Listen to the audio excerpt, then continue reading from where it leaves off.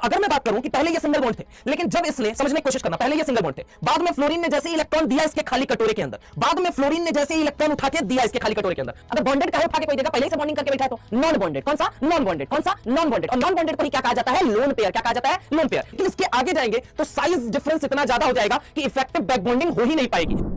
Hello everyone, मेरा नाम है सुधांशु दुबे और एक बार फिर हाजिर हूं आप सभी के बीच में संजीवनी जेई लेक्चर नंबर 13 के अंदर। क्या कुछ पढ़ने वाले हैं सर आज के लेक्चर के अंदर?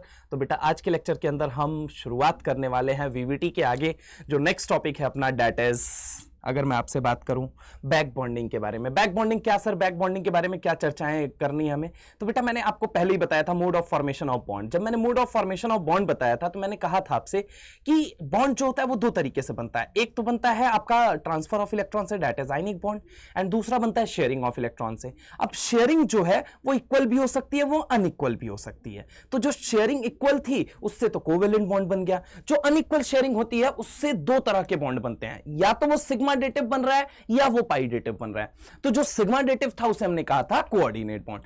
अब जो आज हम पढ़ने वाले हैं डेट इज बेसिकली हम क्या पढ़ने वाले हैं? बैक बॉन्ड, यानी कि पाई डेटिव बॉन्ड। तो सबसे पहली चीज यहां पे शुरुआत करते हैं और शुरुआत टॉपिक का नाम है अपने बैक बॉन्डिंग। क्या नाम है? Back bonding.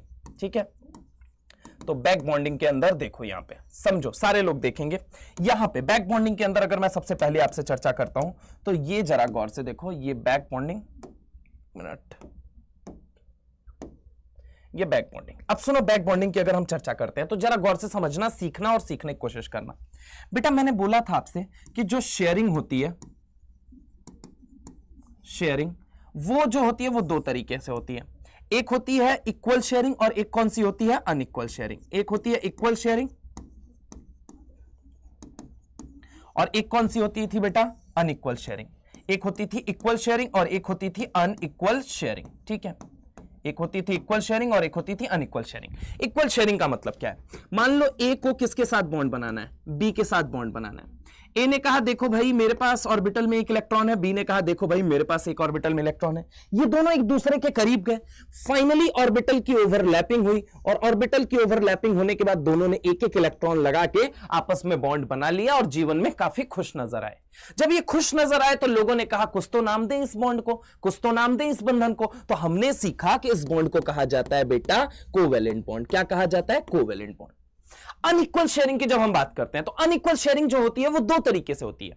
दो तरीके से होती है। कैसे होती है अनइक्वल शेयरिंग? एक होती है सिग्मा बनाने के लिए और एक होती है पाई बनाने के लिए, ऐसा हमने पढ़ा था। तो अगर मैं बात करूं जैसे कि यहां पे देखो अनइक्वल शेयरिंग, तो अनइक्वल शेयरिंग होती है, एक होती है जिसे हमने कहा था सिग्मा डेटिव और एक जिसे हमने क्या कहा था? पाई डेटिव। एक सिग्मा डेटिव कहा था और एक क्या कहा था? पाई डेटिव। अब सिग्मा डेटिव पाई डेटिव के बीच में समझना यहां पे मतलब समझना। बेटा मान लो एक एटम ए है जिसके पास क्या है? खाली कटोरा है, जिसके पास इलेक्ट्रॉन की बहुत कमी है। ठीक है, भगवान का दिया हुआ उसके पास खाली कटोरा तो जरूर है लेकिन उसके पास इलेक्ट्रॉन नाम की कोई चीज नहीं है। और एक एटम है बी, एक एटम है बी जिसके पास भगवान का दिया हुआ इलेक्ट्रॉन पेयर है। क्या है? इलेक्ट्रॉन पेयर है। एक एटम के पास क्या है? Vacant orbital. मैं यहां लिखते रहा हूं, एक एटम के पास क्या है? वेकेंट ऑर्बिटल है, खाली कटोरा है। मतलब लेने के लिए इलेक्ट्रॉन जहां ये लेगा वहां पे इसके पास खाली कटोरा है लेकिन इलेक्ट्रॉन नहीं है। अच्छा, बी के पास क्या है? बी के पास भगवान का दिया हुआ क्या है? बोलो जल्दी। पेयर ऑफ इलेक्ट्रॉन है। क्या है? बोलो जल्दी। पेयर ऑफ इलेक्ट्रॉन है। अब ए और बी दोनों क्या चाहते हैं? बॉन्ड बनाना चाहते हैं। अब ए ने क्या कहा कि देखो मेरे पास भगवान का दिया हुआ खाली कटोरा तो है लेकिन पेयर ऑफ इलेक्ट्रॉन नहीं है। बी ने कहा मेरे पास भगवान का दिया हुआ क्या है? पेयर ऑफ इलेक्ट्रॉन है। तो वो कहता क्या है? अगर तुम चाहो तो मैं अपना खाली कटोरा तुमसे साझा कर सकता हूं और बदले में तुम अपना पेयर ऑफ इलेक्ट्रॉन मुझे दे दो। तो बी ने रात भर सोचा और सोचने के बाद काफी निर्णायक फैसले पे ये पहुंची कि ठीक है दोनों को बॉन्ड बनाना ही है, कोई बात नहीं, सबके पास हर चीज नहीं होती। जैसे एस के पास भरपूर एंगल होता है तो पी के पास भरपूर डायरेक्शन होता है, और एस के पास भरपूर एंगल है, पी के पास भरपूर डायरेक्शन है। दोनों मिक्स होकर एक दूसरे को एंगल और एक दूसरे को डायरेक्शन दे देते हैं। ठीक है, ऐसे इन दोनों लोगों ने निर्णय लिया, काफी विचार विमर्श हुआ और उसके बाद निर्णय ये निकला कि चलो मैं तुम्हें अपना ये पेयर ऑफ इलेक्ट्रॉन देने के लिए तैयार हूं। लेकिन अगर तुम ढंग से देखो तो शेयरिंग कैसी हो रही? Unequal sharing. मतलब एक ही एटम अपना पेयर ऑफ इलेक्ट्रॉन उठा के दे रहा है। तो यानी कि ए और बी के बीच में जो बॉन्ड बनेगा, ए और बी के बीच में जो बॉन्ड बनेगा उसमें क्या मतलब हमें पता चल रहा है, ये एरो क्या बता रहा है कि बी ने अपने दोनों इलेक्ट्रॉनों की आहुति दे दी, बी ने अपने दोनों इलेक्ट्रॉनों की कुर्बानी दे दी ए के साथ बॉन्ड बनाने में। चूंकि बी ने इलेक्ट्रॉन दिए हैं तो इसके सर पे पॉजिटिव, और चूंकि ए ने इलेक्ट्रॉन लिए हैं इसलिए इसके सर पे क्या आ गया, नेगेटिव आ गया। ठीक है, और इस बॉन्ड को हमने कहा सिग्मा बॉन्ड, सिंगल बॉन्ड है इसलिए हमने कहा सिग्मा, और ये क्या कहा जाता है, सिग्मा डेटिव बॉन्ड। और जो सिग्मा डेटिव बॉन्ड होता है लल्ला, उसे ही तो क्या कहा जाता था, कोऑर्डिनेट बॉन्ड। क्या कहा जाता था, कोऑर्डिनेट बॉन्ड। तो ये तो हमने पहले भी पढ़ा था। आज जो हम पढ़ने वाले हैं वो ये है पाई डेटिव बॉन्ड। क्या पढ़ने वाले हैं, पाई डेटिव बॉन्ड पढ़ने वाले। क्या पढ़ने वाले हैं, पाई डेटिव बॉन्ड। अब चलो जरा गौर से सीखते हैं यहां पे। तो पहले इसको नोट करना चाहो तो एक बार नोट कर सकते हो, वैसे नेक्स्ट पेज पे हम बताते हैं पाई डेटिव बॉन्ड एग्जैक्टली है क्या। तो यहां पे देख लीजिए फटाफट से, उसके बाद से हम आगे चलते हैं। पाई डेटिव बॉन्ड, चले भाई साहब, स्क्रीनशॉट ले लिया होगा आई थिंक। ठीक है, अब देखो यहां पे अगर मैं तुमसे बात करूं कि आज जो हम पढ़ने वाले हैं that is pi dative bond. इस पाई डेटिव बॉन्ड को ही क्या कहा जाता है बेटा, बैक बॉन्ड बोला जाता है। क्या बोला जाता है, बैक बॉन्ड बोला जाता है। क्या बोला जाता है, बैक बॉन्ड। ठीक है, और इसको आलसी लोग किस नाम से जानेंगे, बी के नाम से जानेंगे। किसके नाम से, बी के नाम से। तो सबसे पहली चीज यहां समझो, यहां होता क्या है, मान लो एटम ए ने पहले किससे बॉन्ड बना रखा है, बी के साथ। ये ऑलरेडी सिग्मा बन रखा है। ठीक है, एटम ए ने बी के साथ बॉन्ड बना रखा है। ठीक है, समझने की कोशिश करना, सिग्मा बन चुका है। अब अगर मैं बात करूं बी के पास क्या है, भगवान का दिया हुआ पेयर ऑफ इलेक्ट्रॉन है, और ए के पास क्या है, भगवान का दिया हुआ वेकेंट ऑर्बिटल है। मतलब इसके पास क्या होना चाहिए, वेकेंट ऑर्बिटल। सबसे पहली चीज समझो, एक एटम के पास क्या है, वेकेंट ऑर्बिटल। दूसरे एटम के पास क्या है, पेयर ऑफ इलेक्ट्रॉन। एक एटम के पास क्या है, बोलो बेटा, पेयर ऑफ इलेक्ट्रॉन है, और दूसरे एटम के पास क्या है, खाली कटोरा है। एक के पास क्या है, वेकेंट ऑर्बिटल है, और एक के पास क्या है, पेयर ऑफ इलेक्ट्रॉन। तो क्या यहां पे साझा हो सकता है या नहीं हो सकता है? एक कहेगा कि चलो मैं वेकेंट ऑर्बिटल देने के लिए तैयार हूं, दूसरा कहेगा मैं पेयर ऑफ इलेक्ट्रॉन देने के लिए तैयार हूं। समझ रहा हूं मेरी बात को? एक एटम के पास क्या होना जरूरी है, वेकेंट ऑर्बिटल, और दूसरे एटम के पास क्या होना जरूरी है, पेयर ऑफ इलेक्ट्रॉन। तो बी ने क्या कहा कि चलो मैं तेरी भर दूंगा, लेकिन बदले में मुझे तुम्हारा खाली ऑर्बिटल चाहिए। खाली ऑर्बिटल चाहिए मेरे भाई, खाली ऑर्बिटल चाहिए। उसने कहा खाली ऑर्बिटल दूंगा नहीं तो बॉन्ड कैसे बनेगा? अरे ये कहां रखोगे, ये फूफा घर ले जाके थोड़ी अपना इलेक्ट्रॉन रखोगे, हमारे ही खाली ऑर्बिटल में दोगे। तो ये जो बॉन्ड बनेगा इसे हम क्या बोलेंगे, पाई डेटिव बॉन्ड। क्या बोलेंगे, बोलो बेटा, पाई डेटिव बॉन्ड। क्या बोलेंगे, पाई डेटिव बॉन्ड। क्या बोलेंगे, पाई डेटिव बॉन्ड। क्या बोलेंगे, पाई डेटिव बॉन्ड बोलेंगे। समझ रहे हो मेरी बात को? अगर पाई डेटिव बॉन्ड बोलेंगे तो समझने की कोशिश करना, यही वो पाई डेटिव बॉन्ड है जिसे क्या कहा जाता है, बैक बॉन्ड बोला जाता है। क्या बोला जाता है, बैक बॉन्ड बोला जाता है। क्या बोला जाता है, बैक बॉन्ड बोला जाता है। अब जरा गौर से समझना, फॉर एग्जाम्पल सर कोई एग्जाम्पल देके बताइए। आओ बेटा तुम्हें एक एग्जाम्पल देते हैं जो कि सबसे ज्यादा फेमस है और तुम्हारी एनसीईआरटी का एग्जाम्पल, तुम्हारी माता रानी का एग्जाम्पल है। मैंने कहा ये ले लिया बोरॉन, एक फ्लोरीन, दूसरा फ्लोरीन, तीसरा फ्लोरीन। समझने की कोशिश करना। अब देखो फ्लोरीन जो है ये एक्स है, एक्स भी 4 तरह की होती है, फ्लोरीन, क्लोरीन, ब्रोमीन, आयोडीन। और एक्स के पास क्या होता है, लोन पेयर होता है। कितना लोन पेयर होता है सर, तो और निकाल के देख लेते हैं। मान लो फ्लोरीन का एटॉमिक नंबर है कितना, 9। कंफ्यूग्रेशन क्या बन गया, 1s2 2s2 2p5। पक्की बात है। अंदर वाला शेल गया भाड़ में। अपने को मतलब है सिर्फ और सिर्फ किससे, बाहर वाले शेल से। तो बाहर वाले शेल में कितने इलेक्ट्रॉन आ रहे हैं, ये देखो मेरी बात, यहां पे देखो जरा गौर से समझो। यहां पे 1 2 3 4 5, यानी कि अगर मैं तुमसे बात करूं कि एक कटोरा इसका क्या है, खाली है। खाली मतलब अनपेयर्ड इलेक्ट्रॉन है, एक अनपेयर्ड इलेक्ट्रॉन है। यानी कि वो अनपेयर्ड इलेक्ट्रॉन के साथ तो इसने क्या कर लिया, बोरॉन के साथ बॉन्डिंग कर ली। इसने भी बोरॉन के साथ क्या कर लिया, बॉन्डिंग कर लिया। बोरॉन के साथ क्या कर लिया, बॉन्डिंग कर लिया। अब बचे क्या, तो अब इसके पास अगर तुम ढंग से देखोगे तो इसके पास क्या बचेंगे, बोलो बेटा, 3 नॉन बॉन्डेड इलेक्ट्रॉन पेयर बचेंगे। क्या बचेंगे, 3 नॉन बॉन्डेड इलेक्ट्रॉन पेयर। क्या बचेंगे, 3 नॉन बॉन्डेड इलेक्ट्रॉन पेयर। इसके पास क्या बचेंगे, 3 नॉन बॉन्डेड इलेक्ट्रॉन पेयर। तो फ्लोरीन के पास 1 नहीं 2 नहीं 7 3 3 लोन पेयर है। फ्लोरीन के पास 1 नहीं 2 नहीं 7 3 3 लोन पेयर है। फ्लोरीन के पास 1 नहीं 2 नहीं 3 3 लोन पेयर है। अब देखो बोरॉन के बारे में। तो बोरॉन की अगर मैं बात करता हूं तो एटॉमिक नंबर कितना है बेटा, 5 है। तो अब देखो इसका कंफ्यूग्रेशन लिखो, 1s2 2s2 2p1। पक्की बात है। अंदर वाला शेल गया भाड़ में, अपने को कोई लेना देना नहीं है। अपने को लेना देना किससे है, बाहर वाले शेल से। तो ये देखो 2s में अगर मैं बात करूं तो कितने इलेक्ट्रॉन है बोल बेटा, 2s में कितने इलेक्ट्रॉन है, 2। p के अंदर कितने इलेक्ट्रॉन है बोलो जल्दी, तो p के अंदर केवल 1 इलेक्ट्रॉन है।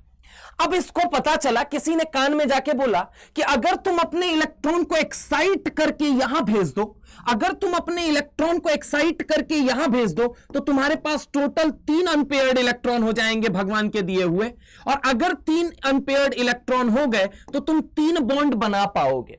तो इसने कहा ठीक है, इसने ग्राउंड स्टेट से कहा अपने इलेक्ट्रॉनों को भेज दिया एक्साइटेड स्टेट में।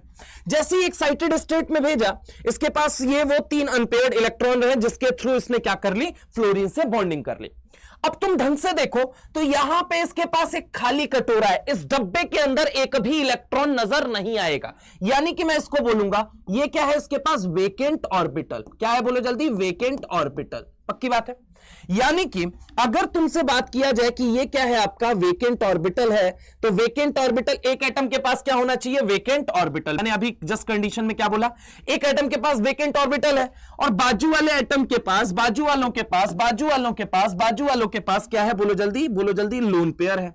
बाजू वालों के पास क्या है बोलो बेटा, लोन पेयर है। क्या है बोलो बेटा, लोन पेयर है। क्या है बोलो बेटा, लोन पेयर है। अरे हाँ ना बोलो यार, बाजू वालों के पास क्या है, लोन पेयर है। पक्की बात है। एक के पास पेयर ऑफ इलेक्ट्रॉन है, दूसरे के पास भी पेयर ऑफ इलेक्ट्रॉन है, तीसरे के पास भी पेयर ऑफ इलेक्ट्रॉन है, और एक के पास क्या है, वेकेंट ऑर्बिटल है। ठीक है, समझ रहा हूं मेरी बात को।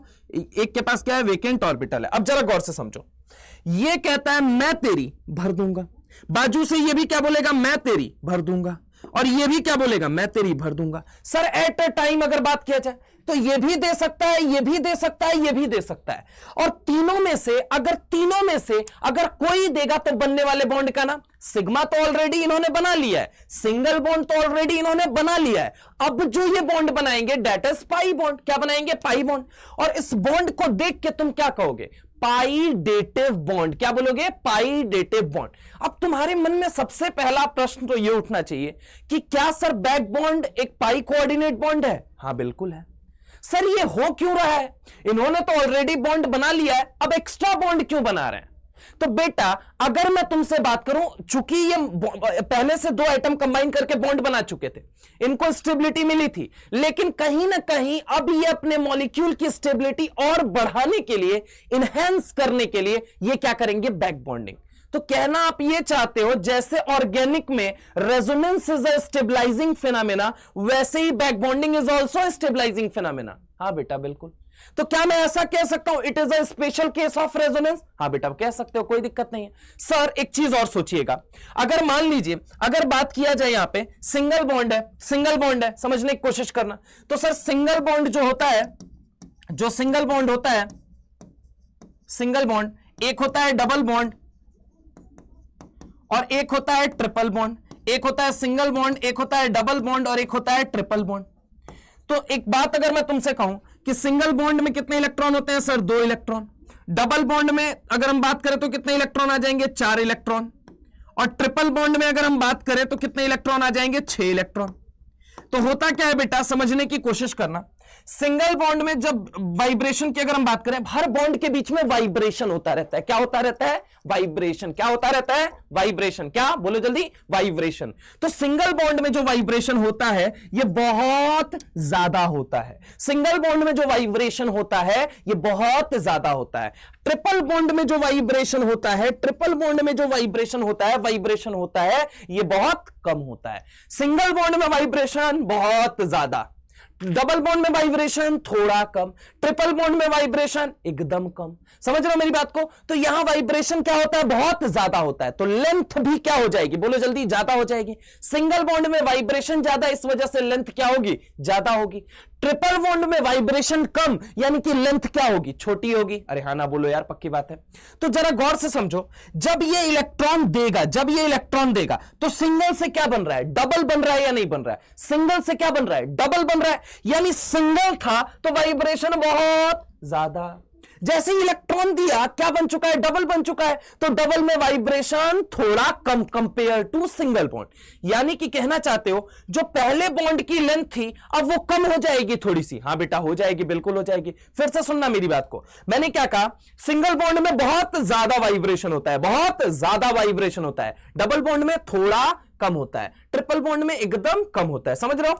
तो अगर मैं बात करूं कि पहले ये सिंगल बॉन्ड थे, लेकिन जब इसने, समझने की कोशिश करना, पहले ये सिंगल बॉन्ड थे, बाद में फ्लोरीन ने जैसे ही इलेक्ट्रॉन दिया इसके खाली कटोरे के अंदर, बाद में फ्लोरीन ने जैसे ही इलेक्ट्रॉन उठा के दिया इसके खाली कटोरे के अंदर, अब वो क्या बन जाएगा? पाई डेटिव बॉन्ड बन जाएगा। क्या बन जाएगा? पाई डेटिव बॉन्ड बन जाएगा। क्या बन जाएगा? पाई डेटिव बॉन्ड बन जाएगा।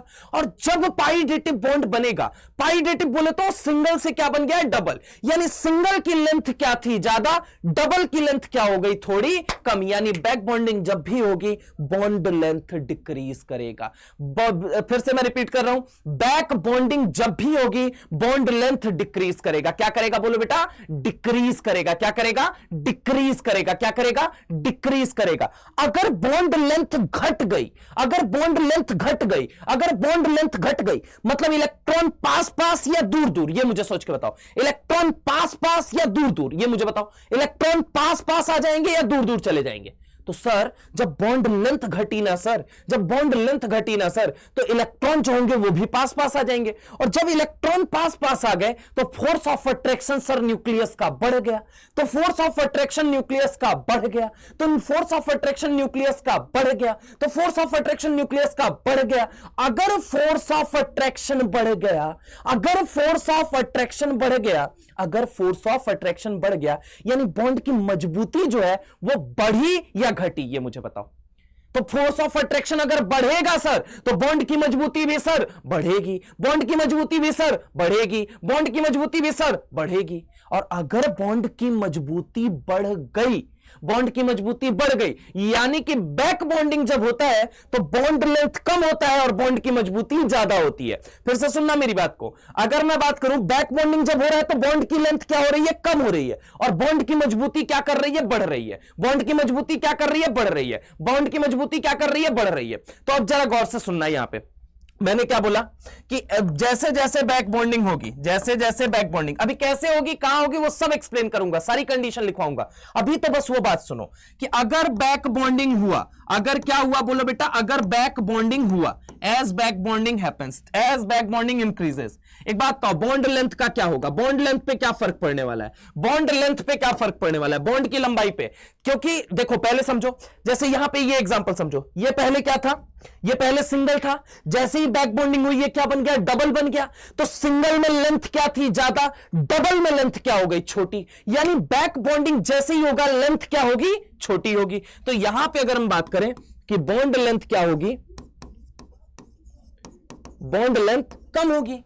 और जैसे ही बॉन्ड लेंथ कम हुई, जैसे ही बॉन्ड लेंथ कम हुई, न्यूक्लियस का होल्ड ऑन आउटर मोस्ट वाले इलेक्ट्रॉन पे या बॉन्डेड इलेक्ट्रॉन पे क्या कर जाएगा? बढ़ जाएगा। न्यूक्लियस के करीब आ गया इलेक्ट्रॉन, न्यूक्लियस के करीब आया इलेक्ट्रॉन, यानी कि बॉन्ड स्ट्रेंथ क्या हो गई? तो बॉन्ड स्ट्रेंथ जो होगी सर, बॉन्ड स्ट्रेंथ यानी बॉन्ड की मजबूती, यानी बॉन्ड की मजबूती, मजबूती जो होगी, बॉन्ड लेंथ, हाँ बॉन्ड लेंथ क्या हो जाएगी? बढ़ जाएगी। सॉरी, बॉन्ड स्ट्रेंथ क्या हो जाएगी? बढ़ जाएगी। बैक बॉन्डिंग बढ़ा तो बॉन्ड लेंथ घटेगी और बॉन्ड स्ट्रेंथ क्या हो जाएगा? बढ़ेगी। क्या मेरी बात समझ में आई? चले आगे चले फटाफट, तो इसको देख लीजिए फिर हम आगे चलते हैं। फटाफट से देख लो, फटाफट से, इसके बाद हम आगे चलते हैं।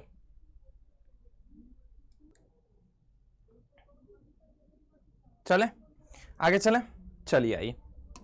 सबसे पहली चीज अगर मैं तुमसे बात करूं तो सबसे पहली चीज back bonding, it is a pi coordinate bond. ये क्या होता है? पाई कोऑर्डिनेट बॉन्ड होता है। क्या होता है बोलो बेटा? It is a pi coordinate bond. ये क्या होता है? पाई कोऑर्डिनेट बॉन्ड होता है। सबसे पहली चीज it is a pi coordinate bond. दूसरी चीज पे अगर मैं चर्चा करूं तो it is a special case of resonance. It is a special case of resonance. It is a special case of, it is a special case of resonance. ये क्या होता है? स्पेशल केस होता है रेजोनेंस का। ठीक है। इसके अलावा तीसरी बात अगर मैं तुमसे मुद्दे की बात करूं कि मान लो लेट सपोज अगर मैं तुमसे बात करूं कि ये रहा BF, सर BF ले लिया, BCl ले लिया, सर BBr ले लिया और BI ले लिया, तो अब जरा गौर से समझने की कोशिश करो। सर इन सब में सबसे बेहतरीन बैक बॉन्डिंग कहां पे होगी? क्या सबके अंदर होगी बैक बॉन्डिंग? बेटा होगी तो सबके अंदर। थोड़ी बहुत केमिस्ट्री में 0 या 100 जैसा कुछ भी नहीं होता है, केमिस्ट्री में 0 या 100 जैसा कुछ भी नहीं होता है। लेकिन अगर मैं तुमसे चर्चा करूं तो जरा गौर से देखना, इस स्केल पे पूरी बात तुमको एकदम फील आ जाएगी, समझने की कोशिश करो। समझने की।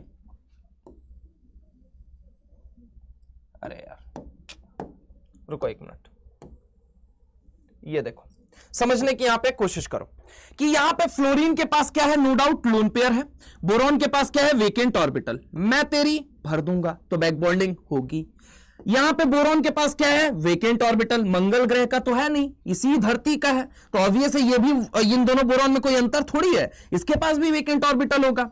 और यहां पे क्लोरीन के पास क्या है, बोलो बोलो, लोन पेयर, कहता है मैं तेरी भर दूंगा, और मेरे भाई यहां पे भी बैक बॉन्डिंग हो जाएगी। और देखो यहां पे अगर मैं बात करूं तो ये रहा बोरॉन, इसके पास भी क्या है, ये तो चंद्रमा का तो है नहीं, पृथ्वी का है, तो इसके पास भी वेकेंट ऑर्बिटल, और यहां पे क्या है, बोलो बेटा लोन पेयर, तो ये कहता है मैं तेरी भर दूंगा, और यहां पे भी क्या हो जाएगी, बैक बॉन्डिंग हो जाएगी। आओ आगे आओ, ये यहां पे अगर देखोगे तो यहां पे भी क्या है, वेकेंट ऑर्बिटल, और इसके पास क्या है, बोलो बेटा लोन पेयर, मैं तेरी भर दूंगा, तो यहां पे ये क्या हो जाएगा, बोलो जल्दी, बैक बॉन्डिंग होगी। लेकिन दिक्कत समझना, बोरॉन जो है वो सेकंड पीरियड का है, और फ्लोरीन भी जो है वो सेकंड पीरियड का है। बोरॉन जो है वो सेकंड पीरियड का है, क्लोरीन जो है वो थर्ड पीरियड का है। बोरॉन जो है वो कौन से पीरियड का है, सेकंड पीरियड का। जो ब्रोमीन है वो कौन से पीरियड का है, फोर्थ पीरियड का। बोरॉन जो है वो कौन से पीरियड का है, सेकंड पीरियड का। और जो आयोडीन है, सॉरी यहां आयोडीन मुझे लेना था, आयोडीन जो है यहां पे, आयोडीन की अगर हम बात करें तो यहां पे ये भी कौन से पीरियड का है, बोलो जल्दी, ये सॉरी फिफ्थ पीरियड का है, ठीक है। अब समझना, बोरॉन की साइज क्या है, इतनी सी, ठीक है, समझने की कोशिश करो। बोरॉन की साइज क्या है, हर जगह छोटी सी, ठीक है, ये सेकंड पीरियड वाला है, तो ये क्या है, छोटी सी। जबकि जैसे जैसे तुम आगे जाओगे, फ्लोरीन यहां पे क्या है, छोटे वाला, यहां पे दोनों टू पी वाले हैं, ठीक है, सेकंड पीरियड। यहां पे गए तो थोड़ा सा पी की साइज क्या कर गई, बढ़ गई, यहां पे गए तो और बढ़ गई, समझ रहे हो, और यहां पे गए तो ये बहुते बड़ी हो गई, समझ रहे हो मेरी बात को।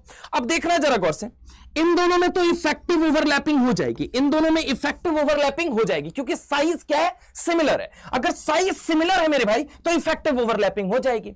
इन दोनों में अगर हम बात करें तो होगी, लेकिन उसके कंपैरिजन में यहां कैसी होगी, पुअर होगी। यहां कैसी होगी, बोलो जल्दी, पुअर होगी। यहां कैसी होगी, पुअर होगी। यहां कैसी होगी, बोलो जल्दी, पुअर होगी। यहां पे जाओगे तो मेरे भाई यहां पे ओवरलैपिंग ही नहीं हो पाएगी, क्योंकि एक ऑर्बिटल की साइज बहुत बड़ी है और एक ऑर्बिटल की साइज एकदम छोटी है, समझ रहे हो मेरी बात को। यहां पे जाओगे तो यहां पे क्या पता चलेगा, यहां पे तुमको देख के पता चलेगा कि भैया यहां पे तो इंटरमिक्सिंग हो ही नहीं पाएगी, उतना बढ़िया तरीके से ओवरलैपिंग ही नहीं हो पाएगी, समझ रहे हो मेरी बात को। तो अगर हम बात करें कि बैक बॉन्डिंग चारों केस में हो रही है, लेकिन इफेक्टिव बैक बॉन्डिंग कहां पे हो रही है, तो इफेक्टिव बैक बॉन्डिंग यहां पे हो रही है।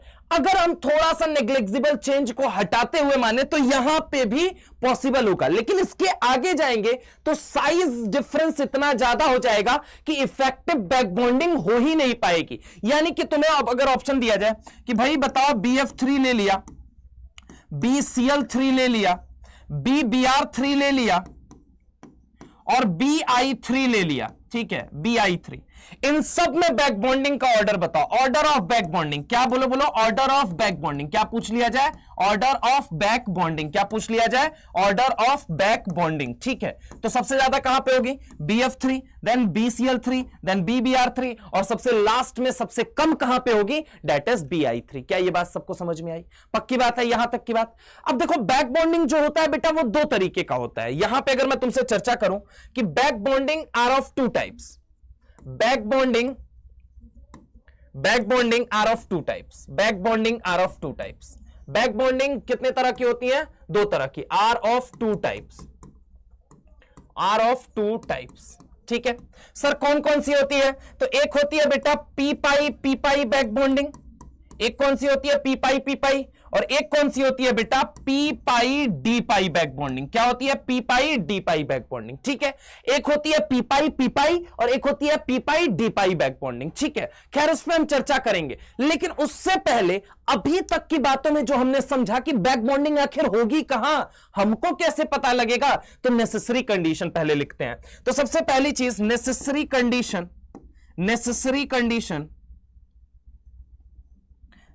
Condition for back bonding, necessary condition for back bonding, necessary condition for back bonding, ठीक है।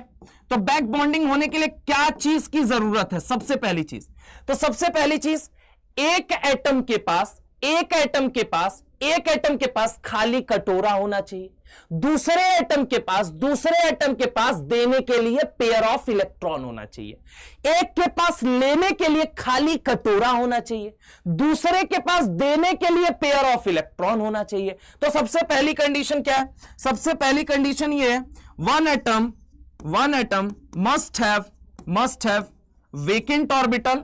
एक एटम के पास क्या होना चाहिए? खाली कटोरा होना चाहिए, ताकि वो उसमें इलेक्ट्रॉन ले सके। तो एक के पास खाली कटोरा होना चाहिए और दूसरे के पास देने के लिए, अरे दोगे क्या चाचा?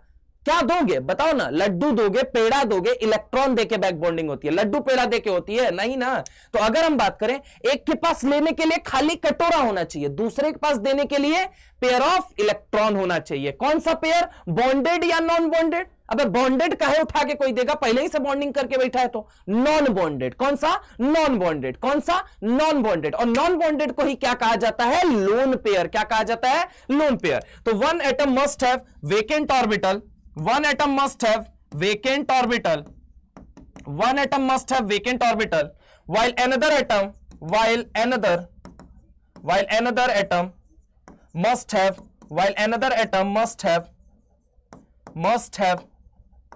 must have lone pair. एक के पास क्या होना चाहिए? वेकेंट ऑर्बिटल, और एक के पास क्या होना चाहिए? Lone pair. लोन पेयर बोले तो non bonded electron pair. Electron pair कितने तरह के? दो तरह के। एक होता है बॉन्डेड इलेक्ट्रॉन पेयर, एक होता है नॉन बॉन्डेड इलेक्ट्रॉन पेयर। तो एक के पास क्या होना चाहिए? बोलो जल्दी। एक के पास खाली कटोरा होना चाहिए, दूसरे के पास देने के लिए क्या होना चाहिए? नॉन बॉन्डेड इलेक्ट्रॉन पेयर, बोले तो लोन पेयर होना चाहिए। चलिए दूसरी कंडीशन की अगर हम बात करते हैं लल्ला, तो एक एटम सेकेंड पीरियड का होना चाहिए, दूसरा सेकेंड या थर्ड का होगा तो चलेगा। ऐसा क्यों बोल रहे हो? काहे बोल रहे हो ऐसा? तो बेटा मैंने तुमको बताया केमिस्ट्री में 0 या 100 जैसा कुछ नहीं होता है। यही होगा, ये 100% नहीं होगा, ये कभी तुम नहीं बोल सकते। केमिस्ट्री में 0 या 100 जैसा कभी कुछ नहीं होता है। बैक बॉन्डिंग यहां पे भी होगी, बैक बॉन्डिंग यहां पे भी होगी, बैक बॉन्डिंग यहां पे भी होगी, और बैक बॉन्डिंग यहां पे भी होगी।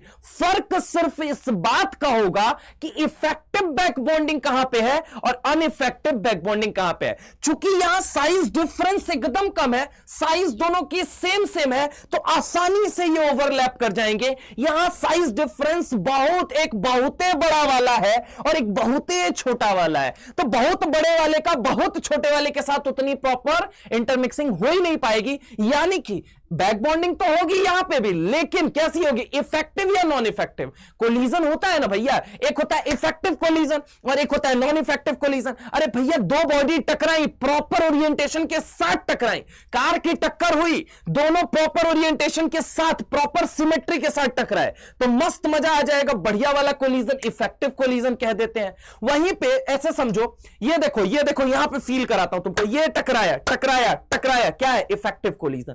प्रॉपर ओरिएंटेशन, प्रॉपर सिमेट्री के साथ टकरा रहा है, इसलिए हमने कहा कैसा कोलिजन? Effective collision. टकराव तो ये भी है, टकराव तो ये भी है, टकराव तो ये भी है, टकराव तो ये भी है। अरे टकराव है या नहीं है? टकराया, टक से निकल गया, टक से निकल गया या नहीं निकल गया? ये भी टकराव है, हाथ में चोट लग गया यार है। तो ये भी क्या है? कोलिजन है, लेकिन ये इफेक्टिव है या अनइफेक्टिव है? तो अनइफेक्टिव कोलिजन कहा जाएगा, क्योंकि ये प्रॉपर ओरिएंटेशन के साथ, प्रॉपर सिमेट्री के साथ नहीं टकराया है। समझ रहे हो मेरी बात को? तो यहां पे इंटरमिक्सिंग हो रही है प्रॉपर ओरिएंटेशन, प्रॉपर सिमेट्री के साथ, यानी कि ये कैसा होगा? इफेक्टिव बैक बॉन्डिंग, और ये कैसा होगा? अनइफेक्टिव बैक बॉन्डिंग। समझ रहे हो? तो यहां पे अगर मैं बात करूं कि अगर एक चीज तो पक्की है कि एक एटम सेकेंड पीरियड का होना ही होना चाहिए,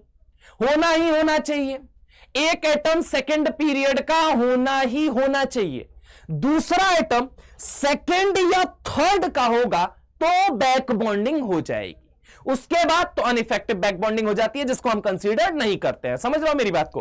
तो one atom must be of second period, another atom may be of second और थर्ड पीरियड। मतलब एक एटम सेकेंड का होना ही होना चाहिए, एक एटम सेकेंड पीरियड का होना ही होना चाहिए, another एटम सेकेंड का या थर्ड का होगा तो चलेगा। समझ रहे हो मेरी बात को? क्या सर दोनों अगर थर्ड के हुए तो? बेटा मैंने कहा 0 या 100 जैसा कुछ नहीं होता है, ठीक है? ये आप नहीं कह सकते कि नहीं होगा, यहां पे होगा, बहुत कम होगा, इतना नेग्लेक्सिबल होगा कि आप उसको कंसीडर नहीं करते हैं, ठीक है?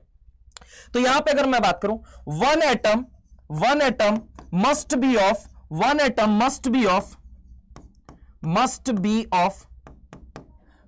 of second period, one atom must be of second period, and another atom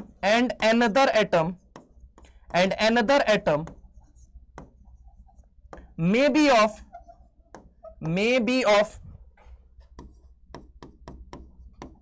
second or third period, may be of second or third period, ठीक है, समझ रहा हूं मेरी बात को, सेकेंड और थर्ड पीरियड, ठीक है। एक एटम कहां का होना एकदम मस्ट है, तो सेकेंड का होना ही होना चाहिए, और दूसरा अगर मैं बात करूं तो दूसरा कहां का, एक कहां का होना चाहिए, एक देखो यहां पे सेकेंड पीरियड का होना चाहिए, दूसरा सेकेंड या थर्ड पीरियड का हो तो चलेगा। एक एटम के पास मस्ट हैव वेकेंट ऑर्बिटल, एक के पास वेकेंट ऑर्बिटल होना चाहिए, दूसरे एटम के पास मस्ट हैव लोन पेयर। अगर ये दो कंडीशन सेटिस्फाई हो रही हैं, अगर ये दो कंडीशन सेटिस्फाई हो रही हैं, अगर ये दो कंडीशन सेटिस्फाई हो रही हैं, तो मेरे भाई याद रखना बैक बॉन्डिंग होके रहेगा। बैक बॉन्डिंग को रोकने वाला कोई पैदा ही नहीं हुआ है, कोई माइकलाल बैक बॉन्डिंग नहीं रोक सकता है। क्या मेरी बात समझ में आई या नहीं आई? पक्की बात है, देख लो, छाप लो, फिर हम आगे चलते हैं। यहां पे देख लो, पहले यहां पे देख लो, फटाफट से देख लो, यहां पे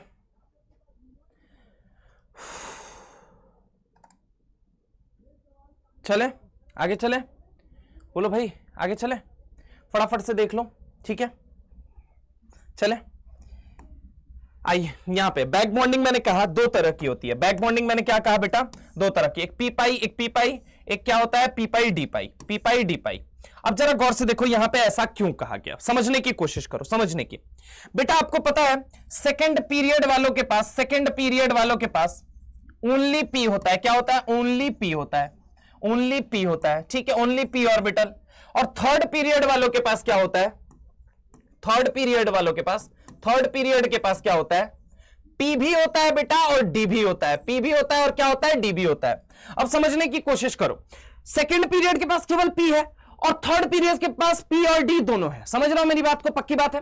तो अगर मैं तुमसे बात करूं कि जो इलेक्ट्रॉन है, मान लो इसका मैंने यूज किया क्या? Vacant orbital. क्या यूज किया बोलो जल्दी? Vacant orbital. क्या यूज किया? Vacant orbital. क्या यूज किया? Vacant orbital. और थर्ड पीरियड वाले का मैंने क्या यूज किया? Loan pair. क्या यूज किया? Lone pair. यानी कि ये लोन पेयर पी में भी हो सकता है और ये लोन पेयर डी में भी हो सकता है। अरे हाँ ना बोलो यार, पक्की बात है।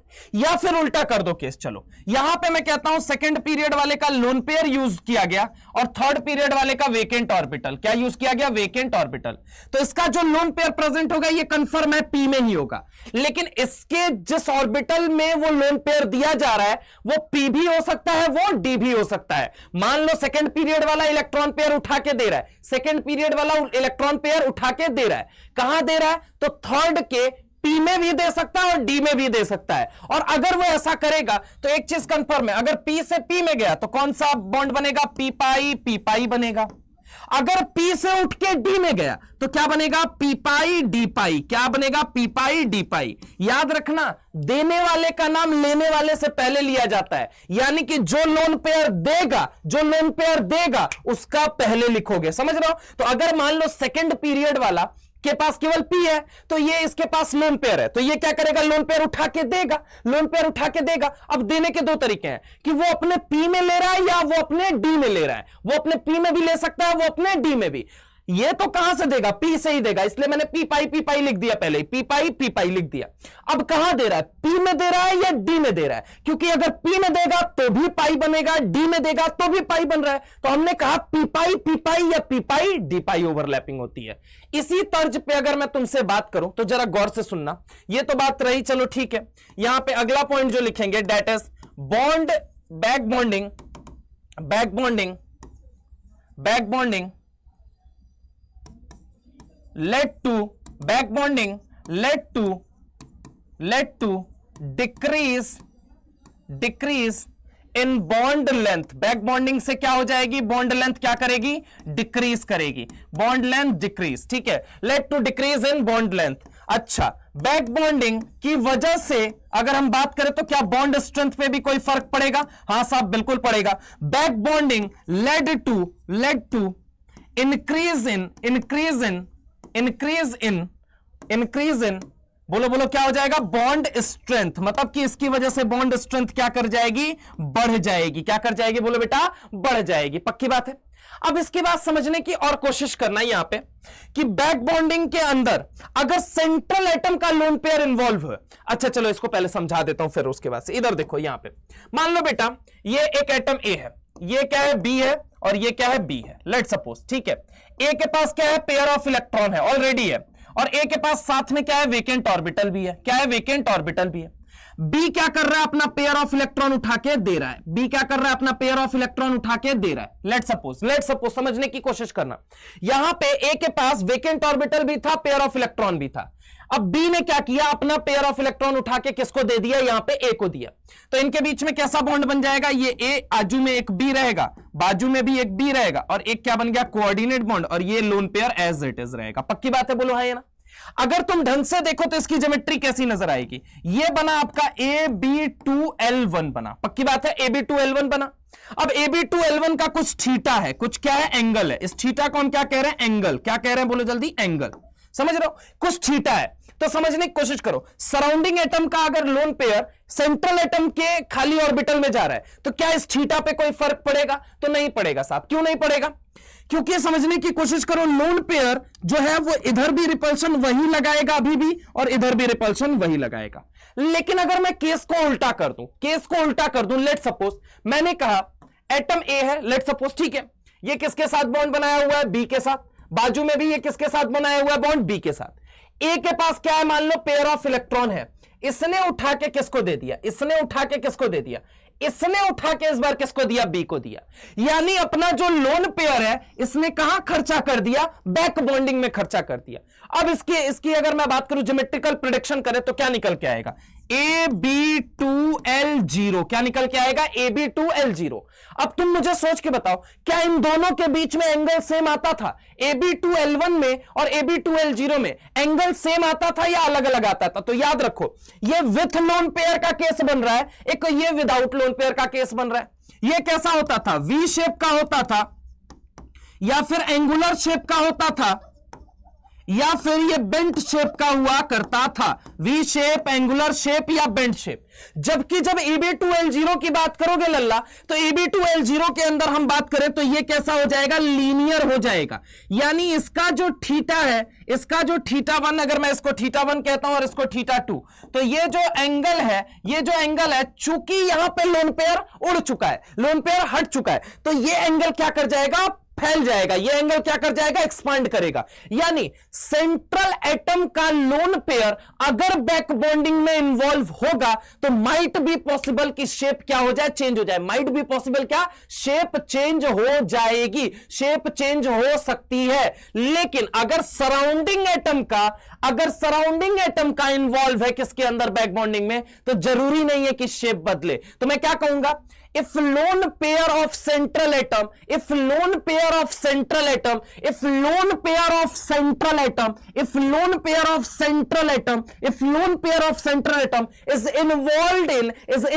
in back bonding, then shape of molecule may changes, क्या बोला मैंने, if lone pair of central atom is involved in back bonding, then shape of molecule changes। ठीक है, समझ रहे हो। तो अगली लाइन जो मैं लिखने वाला हूं, डेट इज क्या, if lone pair of central atom is involved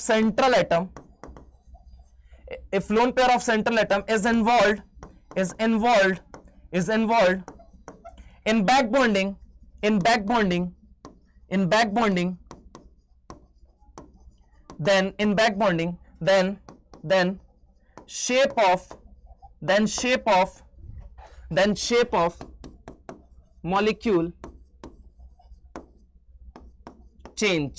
changes। ठीक है, then shape of molecule changes। पक्की बात है, यहां तक की बात क्लियर है। फटाफट से इसको नोट कर लीजिए, छाप लीजिए, फिर हम आगे चलते हैं फटाफट से।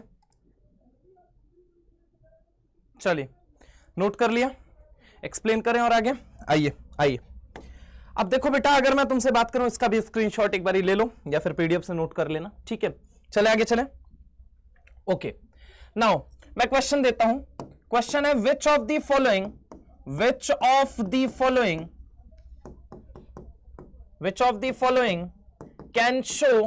Can show back bonding, which of the following can show back bonding, which of the following can show back bonding. सबसे पहली चीज मैंने लिया 2p पाई, दूसरा मैंने ले लिया 2p पाई 3p पाई, तीसरा मैंने ले लिया 2p पाई 3d पाई, चौथा मैंने ले लिया 3p पाई 3p पाई, पांचवा मैंने ले लिया 2p पाई 4d पाई, छठा मैंने ले लिया 2p पाई, सॉरी 2p पाई नहीं, 2p पाई तो ले ही लिया, सारे कॉम्बिनेशन खत्म, 3p पाई 3d पाई। अब देखो जिस बच्चे को यह पता है कंडीशन ऑफ बैक बॉन्डिंग, मैंने क्या बोला, कंडीशन ऑफ बैक बॉन्डिंग में एक एटम के पास क्या होना चाहिए, वेकेंट ऑर्बिटल होना चाहिए, और दूसरे एटम के पास, यहां पे शॉर्ट नोट में ही कर दे रहा हूं ताकि ऐसे सवाल कभी भी आ जाए तो शॉर्ट नोट में ही कैसे अपन देख के पहचान लेंगे कि एक एटम के पास क्या होना चाहिए, बोलो जल्दी, वेकेंट ऑर्बिटल, दूसरे के पास क्या होना चाहिए, नॉन बॉन्डेड इलेक्ट्रॉन पेयर होना चाहिए।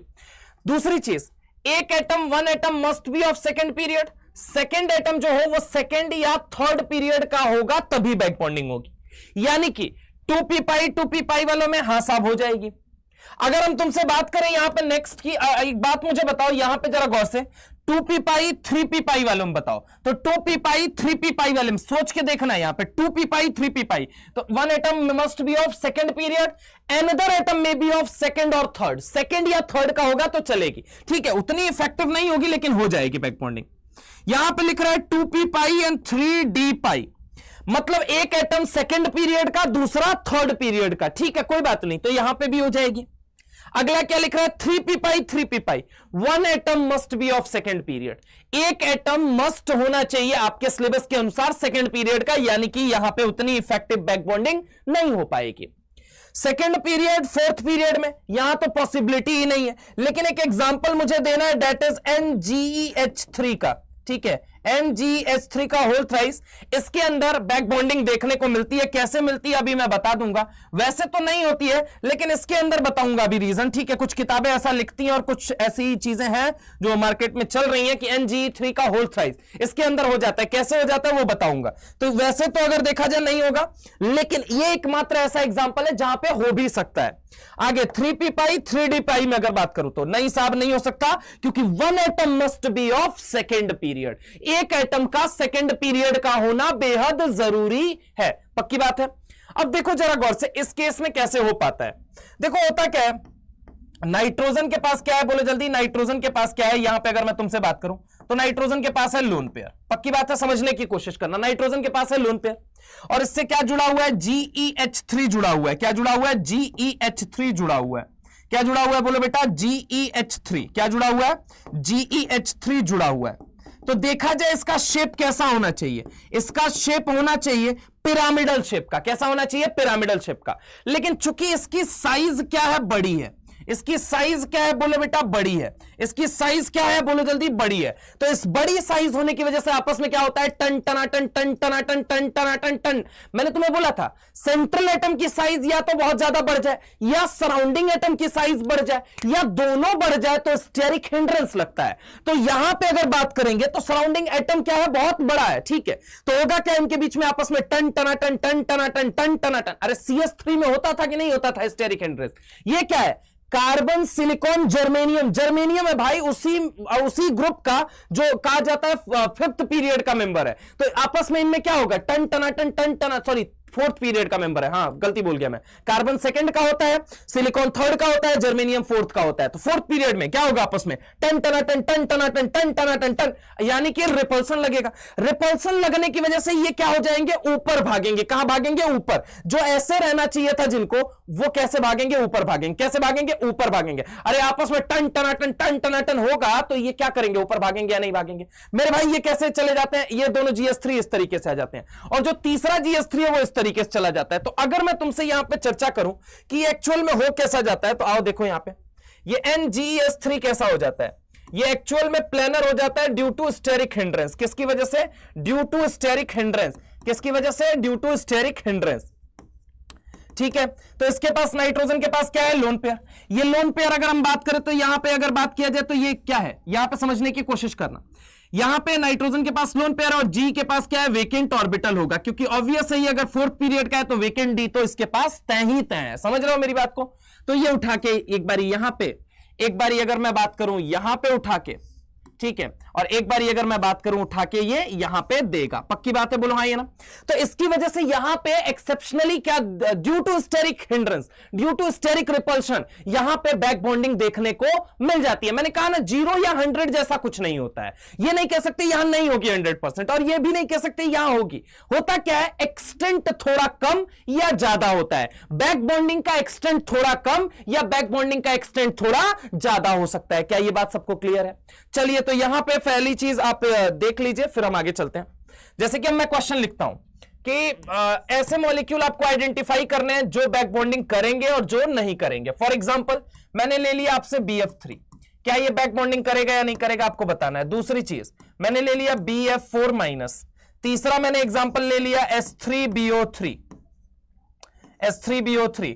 और चौथा एग्जांपल मैंने ले लिया आपके सामने BOH4-। ठीक है, ये मैंने आपके सामने 4 ले लिए। अब आपको इसके अंदर बताना है कि बैक बॉन्डिंग आखिर ये लोग एग्जैक्टली करेंगे या नहीं करेंगे। ठीक है, तो इनके बारे में आपको बताना है। फटाफट से देखिए, ठीक है, आगे और एग्जांपल यहां पे देख लीजिए फटाफट। इसके बाद और एग्जांपल अगर देखना चाहते हो तो और एग्जांपल देख सकते हो आप। BCl3 भी ले लो इसी कड़ी में आगे। ठीक है, BCl3। उसके बाद से छठा एग्जाम्पल मैंने कह दिया कि आप एक काम करिए, ये पहला, ये दूसरा, ये तीसरा, ये चौथा। इसके बाद मैं कहूं तो NH3BH3, NH3BH3। ठीक है, NH3.BH3। सातवां मैंने ले लिया NH3 नहीं होगा, हाँ NH3BH3। ठीक है, कोई दिक्कत नहीं। उसके बाद मैंने ले लिया NH2BH2। ठीक है, NH2BH2। उसके बाद 8वां एग्जांपल ले लेता हूं मैं AlBr3। बताना है आपको इनमें होगा या नहीं होगा, ये बताना है आपको। ठीक है, चलिए एक एक करके सॉल्व करें। चलिए आइए देखिए, यहां पे सबसे पहली चीज मैंने BF3 लिया। बेटा देख बेटा, बोरॉन कहां है? बोरॉन फ्लोरीन, और ये क्या रहा? फ्लोरीन। ठीक है, यहां पे समझने की कोशिश करना। इसके पास क्या है? पेयर ऑफ इलेक्ट्रॉन है। इसके पास क्या है? खाली कटोरा है। समझ रहा हो मेरी बात को? इसके पास क्या है? वेकेंट ऑर्बिटल है। ठीक है, और इसके पास क्या है? Pair of electron. तो पहली कंडीशन तो क्या हो गई? फुलफिल हो गई। पहली अगर मैं बात करूं, एक के पास क्या है? वेकेंट ऑर्बिटल, और एक के पास क्या है? Pair of electron. एक के पास क्या है? पेयर ऑफ इलेक्ट्रॉन, और एक के पास क्या है? Vacant orbital. तो पहली कंडीशन तो क्या हो गई? सेटिस्फाई। दूसरी कंडीशन क्या चेक करनी है? बोरॉन कौन से पीरियड का है? बोलो बेटा सेकेंड पीरियड का। फ्लोरीन कौन से पीरियड का है? सेकेंड पीरियड का। तो one atom must be of second period, another atom may be of second period और थर्ड पीरियड। तो पहली कंडीशन, एक के पास खाली कटोरा है, हां साहब है। एक के पास पेयर ऑफ इलेक्ट्रॉन है, हां साहब है। अब दूसरी कंडीशन पे आओ, एक एटम सेकंड पीरियड का होना चाहिए, दूसरा जो होना चाहिए वो सेकंड या थर्ड दोनों का हो सकता है। तो क्या ये दोनों कंडीशन सेटिस्फाई हो रही है? हां साहब बिल्कुल हो रही है। तो क्या यहां इनकी पहली बीबी बनेगी या नहीं बनेगी? बोले तो पहली बैक बॉन्डिंग होगी या नहीं होगी? मेरे भाई यहां पे अगर मैं तुमसे बात करता हूं तो यहां पे बैक बॉन्डिंग होगी या नहीं होगी? फटाफट सोच के बताओ। तो हां साहब यहां बैक बॉन्डिंग होगी। यानी कि पहला क्वेश्चन क्या था? BF3, यहां पे बैक बॉन्डिंग होगी। दूसरा क्वेश्चन है BF4-। BF4- का अगर मतलब मैं तुम्हें समझाऊं, ये देखो BF4-। BF4- का मतलब क्या है? तो सॉल्यूशन नंबर 2 यहां पे कर रहा हूं। BF4- का मतलब एक रहा फ्लोरीन, एक रहा ये दूसरा फ्लोरीन, और एक रहा ये तीसरा फ्लोरीन।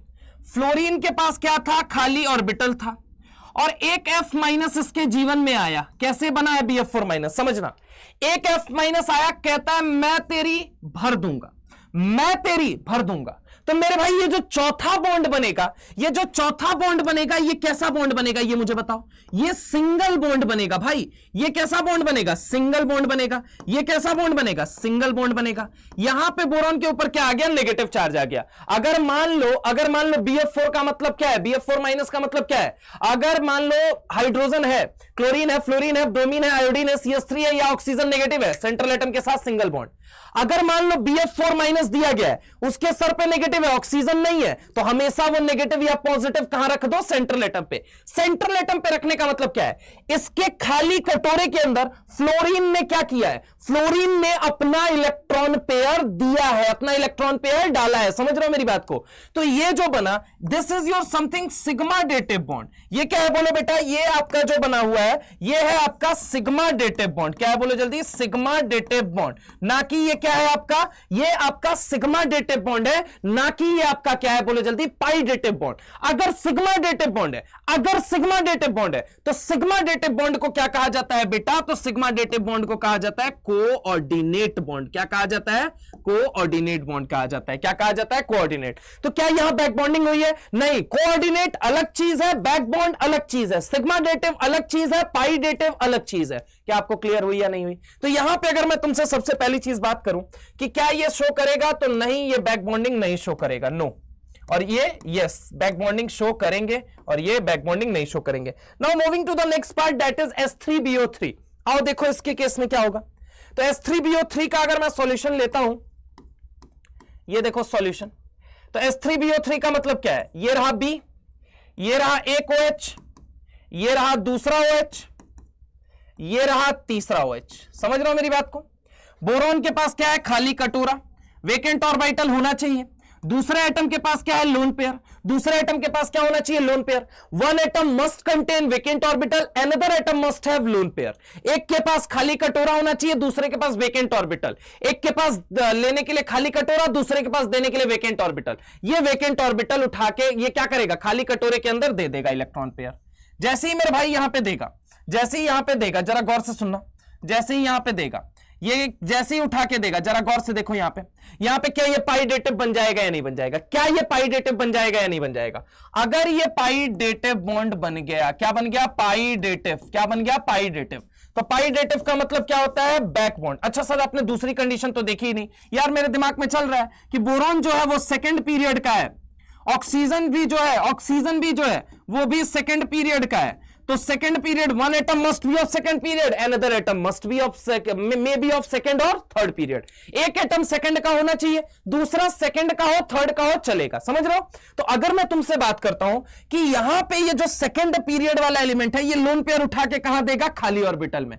यानी कि बनने वाला जो ये बॉन्ड है, ये पाई डेटिव बॉन्ड कहा जाएगा। और इसी पाई डेटिव बॉन्ड को क्या कहा जाता है लल्ला? बैक बॉन्ड कहा जाता है। क्या कहा जाता है? Back bond. क्या कहा जाता है? Back bond.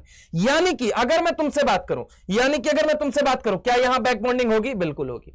लेकिन अगला जो एग्जांपल है BOH4 माइनस का मतलब क्या है? जरा गौर से देखो।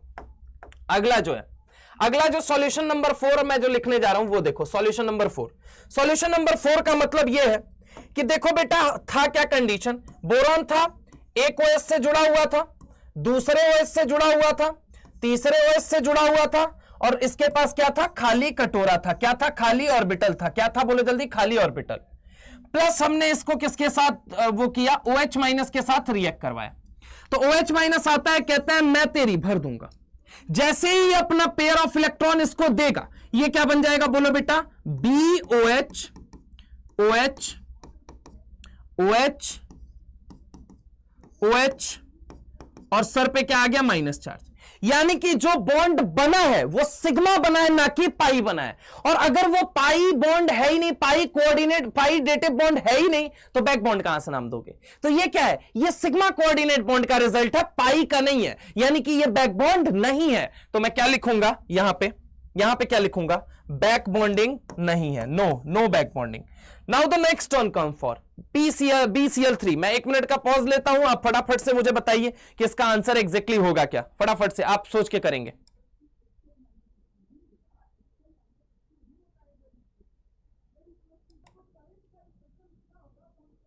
तो अगर हम बात करें, यहां पे देखो, यहां पे अगर हम बात करें तो देखो, ये BCl3 अपन कर रहे थे।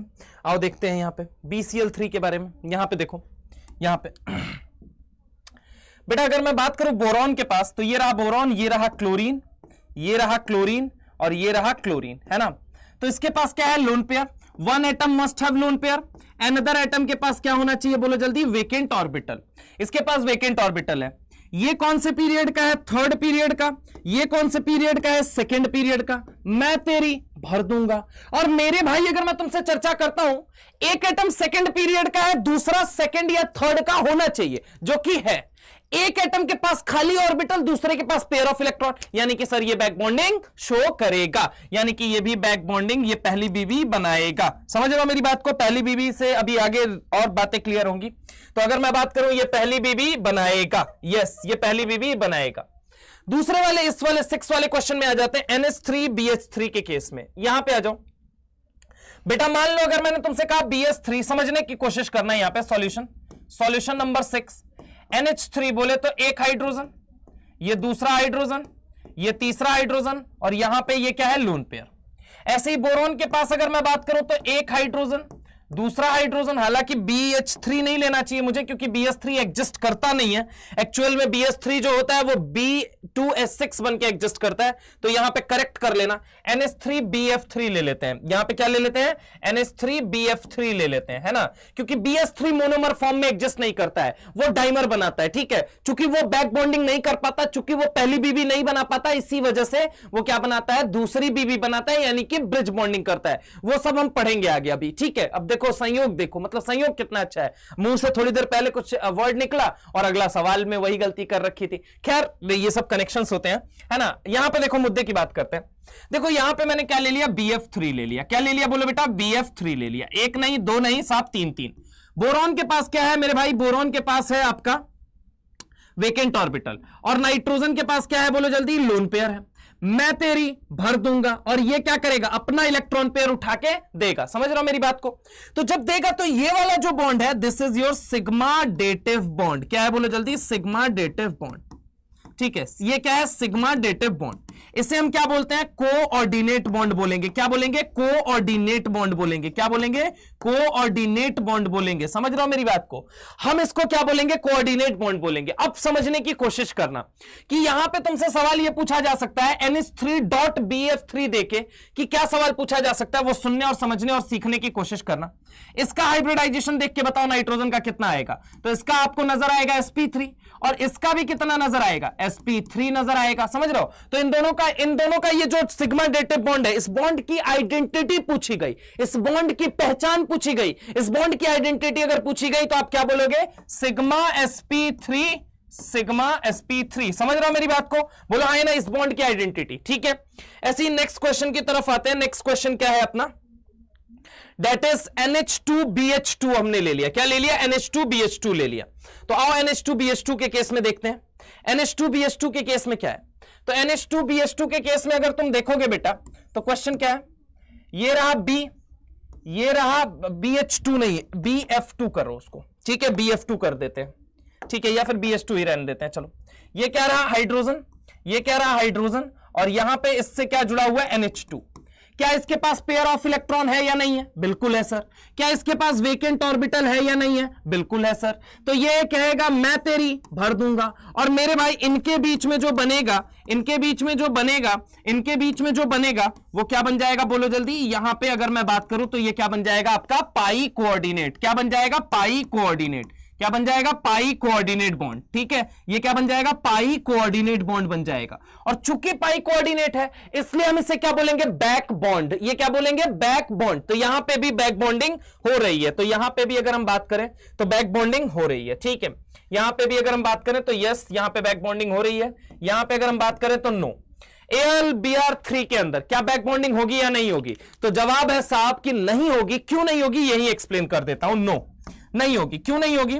क्योंकि ये देखो Al है, ये क्या है? Br है, ये क्या है? Br है, और ये भी क्या है? Br है, ठीक है? समझ रहे हो? तो यहां पे अगर हम बात करें तो इसके पास क्या है? Vacant orbital. Br के पास क्या है साहब? Lone pair, lone pair, lone pair. अब जरा गौर से समझो, एक के पास लोन पेयर है, दूसरे के पास वेकेंट ऑर्बिटल। एक दे सकता है, दूसरा ले सकता है, लेकिन दिक्कत क्या है? जो एल्युमिनियम है ये भी कौन से पीरियड का है? थर्ड। और जो बोरॉन है ये कौन से पीरियड का हो जाएगा बोलो जल्दी?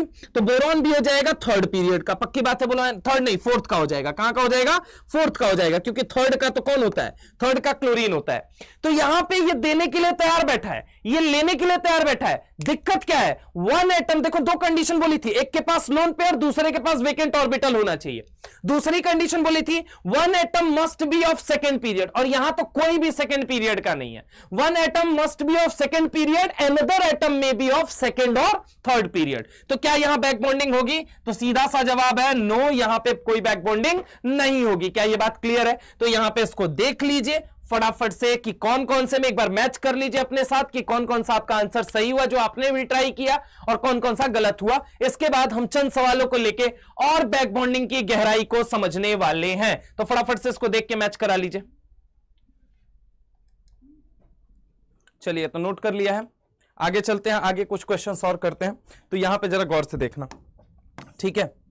यहां पे देखो, अब देखो वेरियस तरह के प्रॉब्लम्स बन सकते हैं बैक बॉन्डिंग के ऊपर। बैक बॉन्डिंग के ऊपर तरह तरह की समस्याएं आपसे पूछी जा सकती हैं। फॉर एग्जांपल, जैसे पहला क्वेश्चन देखोगे, आपको दिया गया BF3 और BF4 माइनस। क्या क्या दिया गया बेटा? BF3 और BF4 माइनस। चलो, तो मैंने कहा कि ये रहा BF, ये रहा F, है ना, ये रहा F, ठीक है।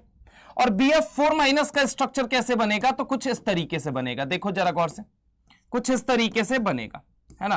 कुछ लोगों के मन में सवाल आएगा अक्सर, एक कोऑर्डिनेट लगा दूं, तो लगा दो, कोई दिक्कत नहीं है, ठीक है, समझ रहा हूं मेरी बात को। यहां पे जरा गौर से समझो कि यहां फ्लोरीन के पास लोन पेयर है, हाँ साहब है। यहां बोरॉन के पास वेकेंट ऑर्बिटल है, हाँ साहब है। ये अपना लोन पेयर उठा के देगा या नहीं देगा? बिल्कुल देगा, चूंकि ये भी सेकंड का है और ये भी सेकंड का है। तो आप मुझे सोच के बताइए, इन दोनों के बीच में अगर मैं तुमसे बात करता हूं, इन दोनों के बीच में क्या बैक बॉन्डिंग पॉसिबल है या नहीं है? बिल्कुल है। जबकि अगर मैं यहां बात करूं तो यहां बैक बॉन्डिंग पॉसिबल नहीं है। क्यों? क्योंकि इसके पास देने के लिए, इसके पास देने के लिए, इसके पास देने के लिए, इसके पास देने के लिए लोन पेयर तो है, लेकिन लेगा कहां भाई? ऑर्बिटल तो खाली है ही नहीं। तो यहां पे नो बीबी, यहां पे नो बीबी, यानी कि ये बैक बॉन्डिंग नहीं करेगा, ये बैक बॉन्डिंग नहीं करेगा। तो अगर ये बैक बॉन्डिंग कर रहा है, अगर ये जो है ये बैक बॉन्डिंग कर रहा है और ये बैक बॉन्डिंग नहीं कर रहा है, यानी कि आपको पता होना चाहिए अगर बैक बॉन्डिंग होगी, अगर बैक बॉन्डिंग होगी तो बॉन्ड लेंथ क्या करेगा? अगर बैक बॉन्डिंग होगी, अगर बैक बॉन्डिंग होगी तो बॉन्ड लेंथ क्या करेगा? डिक्रीज करेगा। अरे बोलो भाई, बॉन्ड लेंथ क्या होता था? कम होता था। बॉन्ड लेंथ क्या होता था? कम होता था। अगर बैक बॉन्डिंग होगी तो बॉन्ड लेंथ कम होगा और बॉन्ड स्ट्रेंथ क्या होगी? बढ़ेगी। कहां पे बताया है? तो ये देखो यहां पे, ये देखो यहां पे। अगर मैं तुमसे बात करूं तो यहां पे, हाँ, मैंने क्या लिखा था? Back bonding led to decrease in bond length, मतलब बैक बॉन्डिंग बढ़ी, बॉन्ड लेंथ घटा, ठीक है। और बॉन्ड लेंथ अगर घटता है तो बॉन्ड स्ट्रेंथ क्या हो जाता है? बढ़ जाता है। बॉन्ड की मजबूती क्या कर जाती है? बढ़ जाती है। तो अगर मैं तुमसे यहां पे बात करूं, जरा गौर से देखना, यहां पे अगर तुमसे बात किया जाए, यहां पे जरा गौर से देखो कि यहां पे क्वेश्चन क्या दिया गया था? इन दोनों में बॉन्ड लेंथ कंपेयर करो, तो बॉन्ड लेंथ किसकी ज्यादा आ जाएगी? अच्छा, कौन सी बॉन्ड लेंथ? ऑब्वियस है BF बॉन्ड लेंथ कंपेयर करनी है आपको। तो BF की बॉन्ड लेंथ, यहां सिंगल बॉन्ड है और यहां कैसा कैरेक्टर आएगा? तीनों तरफ से बैक बॉन्डिंग होगी तो यहां पार्शियल डबल बॉन्ड का कैरेक्टर आएगा या नहीं आएगा? तो यानी कि अगर यहां पार्शियल डबल बॉन्ड कैरेक्टर आया, अगर यहां पार्शियल डबल बॉन्ड कैरेक्टर आया और यहां पे कैसा कैरेक्टर है? सिंगल कैरेक्टर है। कैसा है? Single character. तो सिंगल की लेंथ बड़ी होगी कंपेयर टू पार्शियल डबल के। पार्शियल डबल के कंपैरिजन में सिंगल की लेंथ बड़ी होती है। मैं लिख दे रहा हूं यहां पे, सिंगल की लेंथ बड़ी होती है कंपेयर टू पार्शियल डबल के, ठीक है। ये क्या है आपका? Partial double bond. पार्शियल मतलब आधा अधूरा, कंप्लीट डबल तीनों नहीं होंगे क्योंकि तीनों साइड से बैक बॉन्डिंग हो सकती है। समझ रहे हो मेरी बात को? तो यहां पे कैसा कैरेक्टर आएगा? पार्शियल डबल बॉन्ड कैरेक्टर आएगा। कैसा आएगा? Partial double bond character. कैसा कैरेक्टर आएगा? पार्शियल डबल बॉन्ड कैरेक्टर आएगा। तो पार्शियल डबल बॉन्ड कैरेक्टर जो जहां पे आएगा उसकी लेंथ छोटी हो जाएगी और सिंगल वाले की लेंथ क्या होगी बेटा? बड़ी होगी। यानी कि यहां पे अगर मैं बात करूं बॉन्ड लेंथ किसकी बड़ी आएगी? BF4 वाले की बॉन्ड लेंथ बड़ी आएगी। अगला सवाल है BF3 NH3 BF3 में बताना है आपको। तो अगेन देखो बेटा, BF3 का तो मैंने ड्रॉ कर दिया है, इसके अंदर पार्शियल डबल बॉन्ड कैरेक्टर आएगा। NH3 BF3 की अगर हम बात करें तो ये रहा NH, ये रहा H, ये रहा H। इस डॉट का मतलब क्या है कि बोरॉन के पास क्या था बेटा? खाली ऑर्बिटल है। देखो जरा गौर से, ये BF3 है, ठीक है। इसके पास क्या है? खाली ऑर्बिटल है। क्या है? बोलो जल्दी, खाली ऑर्बिटल। और नाइट्रोजन के पास क्या है? लोन पेयर है। तो ये लोन पेयर लेके क्या बोलेगा? मैं तेरी भर दूंगा। और यहां पे जो बनेगा वो सिंगल बनेगा। चूंकि जब सिंगल बॉन्ड बन गया, नाइट्रोजन ने अपना लोन पेयर किसके खाली कटोरे में दे दिया है? बोरॉन के। बोरॉन के खाली कटोरे में नाइट्रोजन ने अपना लोन पेयर दे दिया है। बोरॉन के खाली कटोरे में नाइट्रोजन ने अपना लोन पेयर दे दिया है। अगर नाइट्रोजन ने अपना लोन पेयर बोरॉन के खाली कटोरे में दिया, यानी इसका खाली कटोरा उड़ गया। अगर इसका खाली कटोरा उड़ गया, अगर इसका खाली कटोरा उड़ गया, तो जरा गौर से सोचना, क्या ये फ्लोरीन चाह के भी इलेक्ट्रॉन दे पाएगा? इसके पास देने के लिए खूब सारा इलेक्ट्रॉन है, लेकिन देगा कहां भाई? क्योंकि बोरॉन का खाली कटोरा तो उड़ गया। यानी कि अगर मैं बात करूं, यहां पे जो बीएफ बॉन्ड है वो क्या रहने वाला है? सिंगल। क्या रहने वाला है? बोलो बेटा, सिंगल। क्या रहने वाला है? सिंगल। क्या रहने वाला है? सिंगल। समझ रहे हो? यहां पे सिंगल रहने वाला है। जबकि इसमें कैसा आएगा? तो इसमें आएगा पार्शियल डबल बॉन्ड कैरेक्टर। क्या आएगा? बोलो जल्दी। ड्यू टू बैक बॉन्डिंग यहां पे क्या आएगा? Partial double bond character. क्या आएगा? बोलो जल्दी। Partial double bond character. कैसा आएगा? Partial double bond character.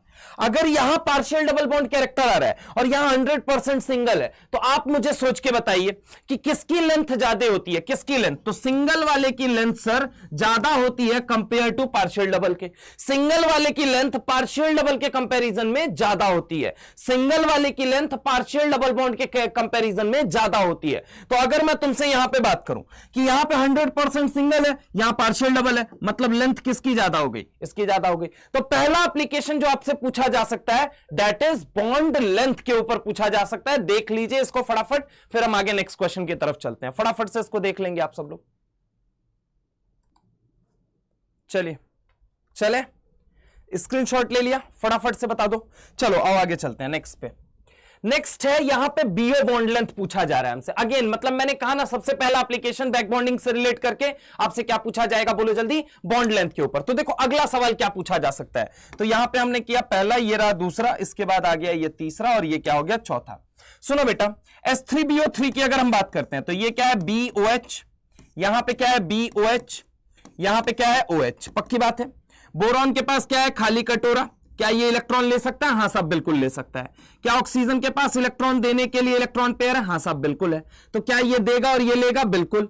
ये सेकंड पीरियड का, ये भी सेकंड पीरियड का, मतलब बैक बॉन्डिंग क्या होने वाली है? बड़ी अच्छी। और बैक बॉन्डिंग अगर अच्छी होगी तो पार्शियल डबल बॉन्ड कैरेक्टर आ गया। यहां पे क्या आ गया? पार्शियल। मैं अब शॉर्ट में लिख रहा हूं, ठीक है, यहां पे लिख रहा हूं partial double bond character, PDBC आएगा। क्या आएगा? पार्शियल डबल बॉन्ड कैरेक्टर आएगा। अब जरा गौर से सुनो, BOH4 माइनस की अगर हम बात करते हैं तो BOH4 माइनस कुछ नहीं है, BF4 है भाई। BF4 माइनस, BF4 माइनस बोले तो एक OH आजू में, दूसरा OH बाजू में, तीसरा OH आजू में, और चौथा OH बाजू में। ठीक है, अब समझने की यहां पे कोशिश करो। बोरॉन के पास अब जो खाली कटोरा था वो तो खत्म हो चुका। 3 बॉन्ड के साथ एक p ऑर्बिटल खाली होता है। बॉन्ड कितने बन गए? 4, यानी कि उसने चौथा ऑर्बिटल भी क्या कर लिया है? यूज कर लिया है। अगर यूज कर लिया है तो यहां कैसा कैरेक्टर आएगा? सिंगल बॉन्ड कैरेक्टर आएगा।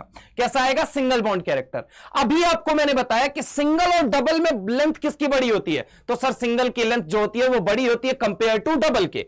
यानी कि अगर मैं बात करूं BOH4 माइनस है और S3BO3 में लेंथ किसकी ज्यादा होगी? कौन से बीओ बॉन्ड की लेंथ ज्यादा होगी? कौन से बीओ बॉन्ड, इसकी या इसकी? तो यहां पे तो पार्शियल डबल बॉन्ड कैरेक्टर आ रहा है, जबकि यहां पे सिंगल बॉन्ड कैरेक्टर आ रहा है। तो लेंथ किसकी बड़ी हो जाएगी बेटा? इसकी बड़ी हो जाएगी। सिंपल सी बात है। तो पहला एप्लीकेशन, पहले एप्लीकेशन पे कैसा सवाल बनाया जा सकता है? आपसे बॉन्ड लेंथ पूछा जा सकता है, और अगर ढंग से करोगे तो जेईई मेंस के अंदर मैं आपको सच बोलूं इन्हीं में से कोई क्वेश्चन आपको देखने को मिलेगा। अब दूसरा एप्लीकेशन सुनो। पहला तो आपसे क्या पूछा जाएगा? बॉन्ड लेंथ के ऊपर। मैं यहां बाजू में लिखते भी चल रहा हूं। पहला एप्लीकेशन बैक बॉन्डिंग से रिलेट करके बॉन्ड लेंथ पे सवाल बना लेगा। दूसरा क्या बनाएगा? दूसरे टाइप का क्वेश्चन क्या बनाएगा? तो बॉन्ड एनर्जी का बनाएगा। अब समझना बॉन्ड लेंथ और बॉन्ड एनर्जी कैसे रिलेट करेंगे। तो यहां पे देखो, बॉन्ड लेंथ और बॉन्ड एनर्जी समझने की कोशिश करना। होता क्या है बेटा? लेंथ बड़ी मतलब न्यूक्लियस से होल्ड आउट इलेक्ट्रॉन का क्या हुआ? कम हुआ। अगर इलेक्ट्रॉन का होल्ड कम हुआ मतलब बॉन्ड को तोड़ना आसान या मुश्किल? तो सर तोड़ना आसान हो गया। मतलब बॉन्ड लेंथ बढ़ी तो बॉन्ड की मजबूती घटी, और बॉन्ड की मजबूती घटी यानी कि एनर्जी ज्यादा देनी पड़ेगी बॉन्ड को तोड़ने में या कम? तो सर अगर बॉन्ड स्ट्रेंथ कम हो गई यानी बॉन्ड की मजबूती कम हो गई तो बॉन्ड को तोड़ने के लिए लगने वाली एनर्जी कम लगेगी। यानी कि अगर मैं तुमसे बात करूं, बॉन्ड एनर्जी के दो बेटे होते हैं, एक होता है बॉन्ड फॉर्मेशन एनर्जी और एक होता है बॉन्ड डिसोसिएशन एनर्जी। एक्चुअल में bond energy is equal to होता है bond dissociation bond energy is equal to होता है bond dissociation energy divided by 2, मतलब उसका एवरेज लेते हैं, ठीक है। तो बॉन्ड एनर्जी अगर मैं बात करूं तो बॉन्ड एनर्जी मतलब बॉन्ड को तोड़ने के लिए लगने वाली एनर्जी, इस सेंस में मैं पूछ रहा हूं। तो आओ जरा गौर से देखें यहां पे बेटा, यहां पे अगर तुम देखोगे तो यहां पे कैसा कैरेक्टर आएगा, पार्शियल डबल बॉन्ड कैरेक्टर आएगा। क्या आएगा, पार्शियल डबल बॉन्ड कैरेक्टर। कैसा कैरेक्टर आएगा बोलो बेटा, पार्शियल डबल बॉन्ड कैरेक्टर आएगा। जबकि BF4 माइनस के अंदर अगर हम बात करें तो इसके अंदर कैसा कैरेक्टर आएगा, सिंगल बॉन्ड कैरेक्टर आएगा, ठीक है। तो सिंगल को तोड़ना मुश्किल या डबल को तोड़ना मुश्किल, तो याद रखना बेटा, लेंथ का ऑर्डर जैसे सिंगल से ज्यादा होता है बॉन्ड लेंथ का, अगर मैं बात करूं बॉन्ड लेंथ का, सिंगल सबसे बड़ा, उसके बाद पार्शियल डबल, उसके बाद कौन होता है, डबल, और सबसे छोटा किसकी लेंथ होती है, ट्रिपल की, ठीक है। अब समझने की कोशिश करना, वाइब्रेशन वाली बात है कि यहां सबसे ज्यादा वाइब्रेशन, यहां सबसे कम वाइब्रेशन, तो यहां सबसे बड़ी लेंथ, यहां पे सबसे छोटी लेंथ।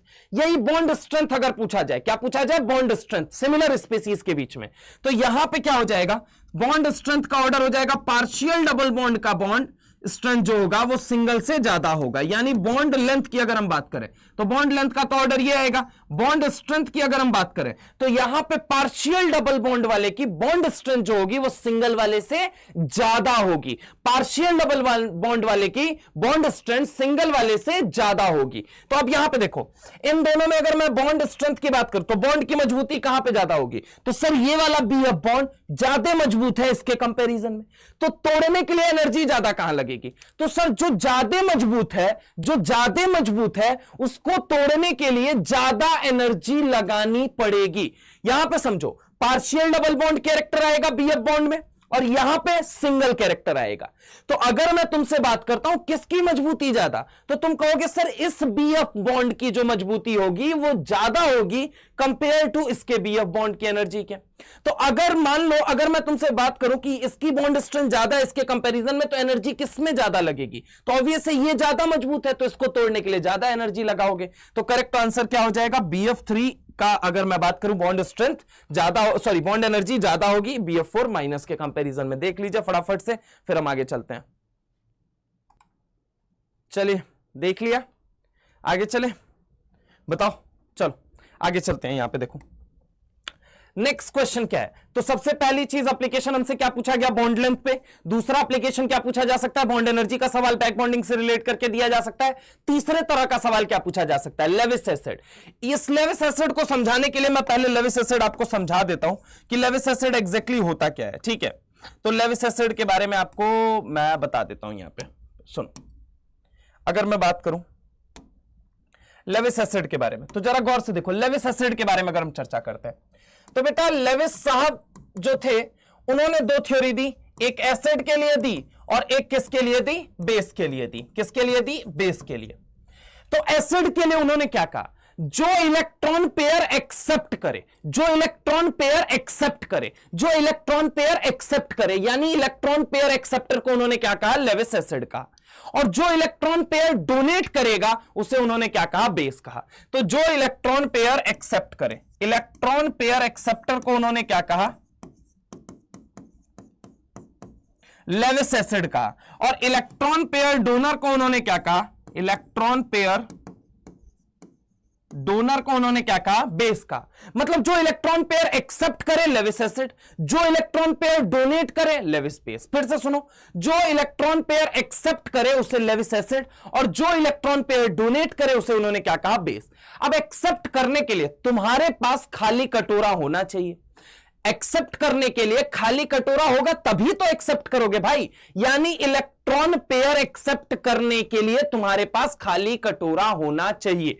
तो यहां पे अगर हम बात करें कि वेकेंट ऑर्बिटल होना चाहिए, वेकेंट ऑर्बिटल होना चाहिए सो डैट कि आप इस इलेक्ट्रॉन को एक्सेप्ट कर पाए, इस इलेक्ट्रॉन को ले पाए, ठीक है। तो खाली वेकेंट ऑर्बिटल होना चाहिए, वेकेंट ऑर्बिटल होना चाहिए, वेकेंट ऑर्बिटल होना चाहिए। अब जरा गौर से सुनो, जैसे कि सवाल दिया गया है, यह सवाल तुम्हें दिया गया है, अब समझने की कोशिश करना। इसमें लेविस एसिडिक स्ट्रेंथ पूछी गई है, तो जरा गौर से समझो यहां पे अगर मैं बात करूं तो दो बातें, आप लेविस एसिड पे दो तरह का सवाल बनाएगा। कैसा सवाल बनाएगा वो सुनो।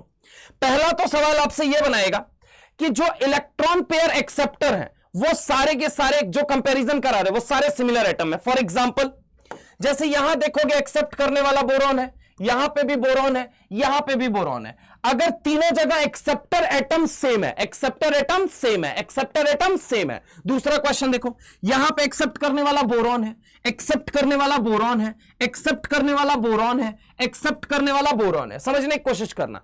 अगर एक्सेप्टर एटम सेम है तो क्या कंसेप्ट लगाना है, अगर एक्सेप्टर एटम सेम नहीं है तो क्या कंसेप्ट लगाना है। तो आओ देखो यहां पे, अब जैसे कि एक्सेप्टर एटम यहां बोरॉन है और यहां एल्युमिनियम है, तो यहां सेम नहीं है, यहां सेम नहीं है। और जबकि अगर हम बात करें इन दोनों क्वेश्चन के अंदर एक्सेप्टर एटम सेम है। तो जरा गौर से समझो यहां पे तरीके से, अगर मैं तुमसे बात करता हूं यहां पे देखो, यहां पे if acceptor atom same, if acceptor atom same, क्या बोलो बोलो, if acceptor atom same, then आप किससे देखेंगे, बोलिए जल्दी, if acceptor atom same, then आप किससे देखेंगे, देन आप बैक बॉन्डिंग से आंसर करेंगे। अभी बताऊंगा कैसे करना है। देन आपको क्या देखना है, बैक बॉन्डिंग। क्या देखना है, बैक बॉन्डिंग।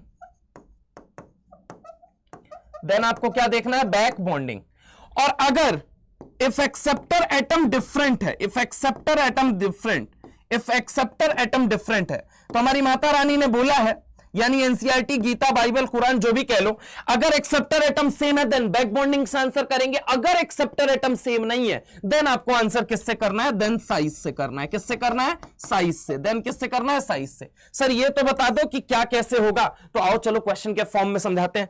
अगर एक्सेप्टर एटम सेम है तो बैक बॉन्डिंग से आंसर करना है, अगर एक्सेप्टर एटम डिफरेंट है देन साइज से आंसर करना है। आओ देखो यहां पे, अगर मैं तुमसे बात करूं जैसे कि BF3 और इनमें कंपेयर किया जाए, तो देखो यहां पे BF F F, ठीक है। दूसरी जगह अगर मैं बात करूं यहां पे, ये क्या दिया गया, NH2 BF F दिया गया। तीसरी जगह मुझे क्या दिया गया है, तो यहां पे NH2 BNH2, यहां पे F। समझने की कोशिश करो। अगर मैं तुमसे बात करता हूं तो ये देखो, यहां पे अगर मैं बात करूं, यहां पे इसके पास क्या है, खाली कटोरा, यहां पे इसके पास भी क्या है, खाली कटोरा, और इसके पास भी क्या है, खाली कटोरा है। समझने की कोशिश करना बेटा, समझने की कोशिश करना। यहां पे फ्लोरीन जो है वो नाइट्रोजन के कंपैरिजन में कम डोनेट करेगा। सर क्यों, तो आओ चलो तुमको ये भी बात यहां पे समझा देते हैं। पहले यहां पे देखो, यहां पे अगर मैं तुमसे बात करूं तो यहां पे देखो, नाइट्रोजन, ऑक्सीजन और फ्लोरीन, ये तीनों अगर डोनेशन में है, ठीक है, अगर ये तीनों क्या कर रहे हैं, डोनेट कर रहे हैं, तो एक्चुअल में ऑर्डर क्या होगा, order of donation of electron, order of donation of electron, ठीक है। तो देखो, चूंकि इसकी इलेक्ट्रोनेगेटिविटी कितनी होती है, 3, इसकी कितनी होती है 3.5, और इसकी कितनी होती है 4। समझने की कोशिश करना। तो इलेक्ट्रो अलोंग द पीरियड जब तुम जाते हो, अलोंग द पीरियड जब तुम जाते हो तो क्या चेक करते हो, ये मुझे बताओ। Along the period, along the period आप क्या चेक करते हो, बोलो बेटा, along the period EN check करते हो। क्या चेक करते हो, EN चेक करते हो। तो चूंकि इसकी इलेक्ट्रोनेगेटिविटी ज्यादा है, ये एक अच्छे घराने का एलिमेंट है, एक हाई इलेक्ट्रोनेगेटिव एलिमेंट है, एक ताकतवर घराने का एलिमेंट है, तो कहता है भैया मैं उतनी जल्दी इलेक्ट्रॉन नहीं दूंगा, मैं उतनी जल्दी इलेक्ट्रॉन नहीं दूंगा। जबकि नाइट्रोजन जो है, नाइट्रोजन कहता है कि मैं जो है लेस इलेक्ट्रोनेगेटिव एटम हूं, लेस इलेक्ट्रोनेगेटिव एलिमेंट हूं, यानी कि मैं कमजोर घराने का एलिमेंट हूं, तो मुझे अपना इलेक्ट्रॉन जल्दी देना पड़ेगा। तो नाइट्रोजन, ऑक्सीजन, फ्लोरीन आ गया, तो नाइट्रोजन सबसे बेहतरीन तरीके से देगा और फ्लोरीन सबसे बेकार तरीके से देगा इन तीनों के अंदर। तो अगर मैं बात करूं नाइट्रोजन की डोनेशन टेंडेंसी सबसे आई, उसके बाद ऑक्सीजन, उसके बाद फ्लोरीन। सर मान लीजिए केस बदल गया, केस ऐसा दे दिया मुझे कि मुझे दे देता है, ये तो अलोंग द पीरियड की आपने बात की, मुझे दे दिया उसने फ्लोरीन, फिर दे दिया क्लोरीन, फिर दे दिया ब्रोमीन, फिर दे दिया आयोडीन। अब इसमें बताइए, तो बेटा ये केस बदल चुका है। ये अलोंग द पीरियड का केस था, second period, second period, second period. जबकि यहां पे तुम देखोगे तो यहां पे ये क्या है, सेकंड पीरियड, ये कौन सा है, थर्ड पीरियड, ये कौन सा है, फोर्थ पीरियड, और ये कौन सा है मेरे भाई, फिफ्थ पीरियड। मतलब जैसे जैसे नीचे जाओगे नंबर ऑफ शेल बढ़ता जाएगा, साइज बढ़ती जाएगी, समझ रहे हो क्या मेरी बात को? तो यानी कि जब डाउन द ग्रुप हम आते हैं तो हमारा जो डोमिनेटिंग फैक्टर होता है दैट इज साइज। क्या होता है बेटा? साइज होता है। तो अगर टॉप से बॉटम की आप बात करोगे, कहां से कहां तक की? टॉप से बॉटम तक की। कहां से कहां तक की? टॉप से बॉटम। तो हमेशा साइज देखते हैं, और जिसकी साइज जितनी बड़ी होगी वो उतना कम इफेक्टिव बैक बॉन्डिंग कर पाएगा। ये मैंने पहले ही बताया आप लोगों को। साइज बढ़ती जाएगी, साइज बढ़ती जाएगी, साइज बढ़ती जाएगी, साइज बढ़ती जाएगी। अगर साइज बढ़ती गई बेटा, साइज बढ़ती गई, तो आप मुझे एक बात बताइए, सबसे बढ़िया तरीके से कौन डोनेट करेगा? जो कि छोटू सा है, ना कि जो बहुत बड़े वाला है। जो छोटू सा है वो बेहतरीन इफेक्टिव बैक बॉन्डिंग करता था। याद करो BF3, BCl3, BBr3, BI3 में बताया था या नहीं बताया था? तो यानी कि अगर ये सबसे बढ़िया तरीके से डोनेट करेगा, देन कौन करेगा? Chlorine, then bromine, then iodine. अगर इन दोनों को मर्ज करके मैं लिखूं तो मैं क्या लिखूंगा? तो यहां पे important note, important note, important note में सबसे पहले नाइट्रोजन, देन उसके बाद ऑक्सीजन, देन उसके बाद फ्लोरीन, देन क्लोरीन, देन कौन हो जाएगा? ब्रोमीन, देन कौन हो जाएगा? आयोडीन। याद रखने का तरीका 7 जैसा बन रहा है तो इसको 7 के तरीके से याद कर लो, ठीक है? ये 7 जैसा बन रहा है ना। अगर देखोगे नाइट्रोजन, ऑक्सीजन, फ्लोरीन और उसके बाद फ्लोरीन, क्लोरीन, ब्रोमीन, आयोडीन, ठीक है? तो इसको 7 के ऑर्डर में याद कर लो। समझ रहे हो मेरी बात को? 7 के ऑर्डर में आप याद कर लोगे ना। मुद्दे की बात क्या है बेटा? मुद्दे की बात यह है कि देखो यहां फ्लोरीन देने वाला है, और यहां एक नाइट्रोजन देने वाला है, और यहां दो नाइट्रोजन देने वाले हैं। समझ रहे हो मेरी बात को? अरे बोलो ना यार, पक्की बात है, बोलो हाँ या ना। तो ये जो है ये जल्दी डोनेट करेगा, कहेगा कमजोर घराने का एलिमेंट हूं, तुम्हारी भूख मैं पहले मिटा सकता हूं। ये कहता मैं ताकतवर घराने का एलिमेंट हूं, तुम्हारी भूख मैं उतनी अच्छी तरीके से नहीं मिटा सकता, तुम्हारी भूख में उतनी अच्छी तरीके से नहीं मिटा सकता। जबकि ये क्या करेगा? ये जल्दी मिटा देगा भूख। कैसे जल्दी मिटा देगा? तो बेटा ये अपना लोन पेयर जल्दी डोनेट कर देगा, ये अपना लोन पेयर जल्दी डोनेट कर देगा। समझ रहे हो मेरी बात को? और एक नहीं दो तरफ से ये डोनेट कर रहा है। समझ रहे हो? यहां पे अगर मैं बात करूं, एक तरफ से नाइट्रोजन डोनेट कर रहा है, बाकी दो तरफ से फ्लोरीन। यहां सिर्फ एक ही तरफ से फ्लोरीन डोनेट कर रहा है, यहां दो तरफ से, और यहां तीन तरफ से। तो तुम मुझे सोच के बताओ, इस बोरॉन की जो भूख है इलेक्ट्रॉन के प्रति, वो जल्दी कौन मिटा रहा है? तो ऑब्वियस है ये सबसे पहले मिटाएगा, उसके बाद ये, और उसके बाद ये। अब समझना, मैंने पूछा है लेविस एसिडिक का स्ट्रेंथ बताइए, लेविस एसिडिक का ऑर्डर बताइए। तो अगर ये जल्दी इलेक्ट्रॉन देगा, अगर ये जल्दी इलेक्ट्रॉन देगा, तो इसके ऊपर बोरॉन के, यहां पे अगर मैं बात करूं बोरॉन के ऊपर, खाली ऑर्बिटल की अवेलेबिलिटी बहुत कम हो जाएगी, खाली ऑर्बिटल की प्रेजेंस बहुत कम हो जाएगी, क्योंकि बहुत जल्दी बैक बॉन्डिंग हो जाएगी। यहां पे थोड़ा लेट से बैक बॉन्डिंग होगी, और यहां पे इन तीनों के कंपैरिजन में सबसे लेट बैक बॉन्डिंग होगी। तो availability of vacant orbital, availability of खाली कटोरा, अवेलेबिलिटी ऑफ कटोरा कहां ज्यादा है? तो सर यहां ज्यादा है और यहां पे कम है। यानी कि अगर मैं बात करूं खाली कटोरे की अवेलेबिलिटी जहां जितनी ज्यादा, वो इलेक्ट्रॉन पेयर उतना ज्यादा लेगा, वो इलेक्ट्रॉन पेयर उतना ज्यादा लेगा, वो इलेक्ट्रॉन पेयर उतना ज्यादा लेगा। अगर इलेक्ट्रॉन पेयर उतना ज्यादा लेगा, अगर इलेक्ट्रॉन पेयर उतना ज्यादा लेगा, यानी कि अगर मैं तुमसे बात करूं, यानी कि लेविस एसिडिक स्ट्रेंथ किसकी ज्यादा हो गई? जहां पे अवेलेबिलिटी ऑफ खाली कटोरा सबसे ज्यादा है, जहां पे इलेक्ट्रॉन सबसे ज्यादा लिया जा रहा है। यानी कि the correct answer would be what? BF3, then NH2 BF2, then क्या हो जाएगा? NH2 का होल ट्वाइस BF। ठीक है, अगला सवाल है लेविस एसिडिक स्ट्रेंथ। समझ रहे हो मेरी बात को? यहां पे बोरॉन के पास खाली कटोरा है, यहां पे भी है, बोलो जल्दी, बोलो हाँ या ना। मैंने बोला ना कि अगर एक्सेप्टिंग एटम सेम है तो किससे आंसर देखना है? बैक बॉन्डिंग से। बैक बॉन्डिंग जितनी ज्यादा होगी, बैक बॉन्डिंग जितनी ज्यादा होगी, लेविस एसिडिक स्ट्रेंथ उतनी कम हो जाएगी, अगर एक्सेप्टर एटम सेम है तो। अगर एक्सेप्टर एटम सेम है तो। अब देखो यहां पे अगर मैं बात करूं, तो यहां पे अगर आप देखेंगे ढंग से, तो बोरॉन बोरॉन बोरॉन बोरॉन। अब सोचो सबसे बढ़िया बैक बॉन्डिंग कहां होती थी? तो सर BF3 में सबसे बढ़िया बैक बॉन्डिंग होती थी। उससे बेकार तो BCl3 में, उससे भी बेकार तो BBr3 में, सबसे बेकार BI3 में। अगर एक्सेप्टर एटम सेम है तो क्या चेक करना है आपको? अगर एक्सेप्टर एटम सेम है, हर जगह बोरॉन है कि नहीं है यार, बोलो ना। यहां पे भी बोरॉन, यहां पे भी बोरॉन, यहां पे भी बोरॉन, यहां पे भी बोरॉन। अगर हर जगह मैं तुमसे बात करूं एक्सेप्टर एटम सेम है, एक्सेप्टर एटम सेम है, यानी आपको आंसर किससे देखना है? बैक बॉन्डिंग से। तो यहां पे एक बात बताओ, सबसे बढ़िया यहां पे क्या होगा? Maximum back bonding. यहां पे क्या होगा? मैक्सिमम बीबी बनेगी। और यहां पे अगर मैं बात करूं बेटा, तो यहां मिनिमम बीबी बनेगी। बोलो हाँ या ना? यहां पे मिनिमम बीबी बनेगी, एक जगह मैक्सिमम बीबी बनेगी और दूसरी जगह मिनिमम बीबी बनेगी। अब ट्राई टू अंडरस्टैंड मैं क्या कहना चाहता हूं तुमसे, कि अगर यहां पे मिनिमम बीबी बन रही है, यानी availability of vacant orbital, availability of खाली कटोरा बढ़ गया। अगर अवेलेबिलिटी ऑफ खाली कटोरा बढ़ गया, यानी कि वो जल्दी इलेक्ट्रॉन पेयर एक्सेप्ट करेगा, और जो जितनी जल्दी इलेक्ट्रॉन पेयर एक्सेप्ट करेगा वो उतना तगड़ा लेविस एसिड होता जाएगा। अरे होता जाएगा या नहीं होता जाएगा? बताओ ना फटाफट। अगर मैं बात करूं यहां पे availability of vacant orbital, availability of खाली कटोरा, प्रेजेंस ऑफ खाली कटोरा, प्रेजेंस ऑफ वेकेंट ऑर्बिटल सबसे ज्यादा, तो इलेक्ट्रॉन पेयर भी तो सबसे ज्यादा लेगा, दबा दबा के लेगा, और अगर लेगा तो लेविस एसिडिक स्ट्रेंथ क्या हो जाएगी बेटा? ज्यादा हो जाएगी। तो यानी कि अगर मैं बात करूं लेविस एसिडिक स्ट्रेंथ की ऑर्डर क्या हो जाएंगे? तो BF3, BCl3, BBr3 and BI3। पक्की बात है।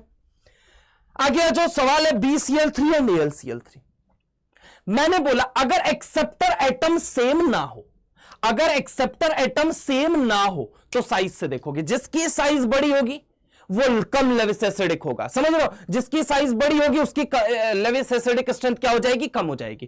क्यों? क्योंकि न्यूक्लियस जो है वो दूर हो गया, साइज बड़ी तो न्यूक्लियस दूर हो गया।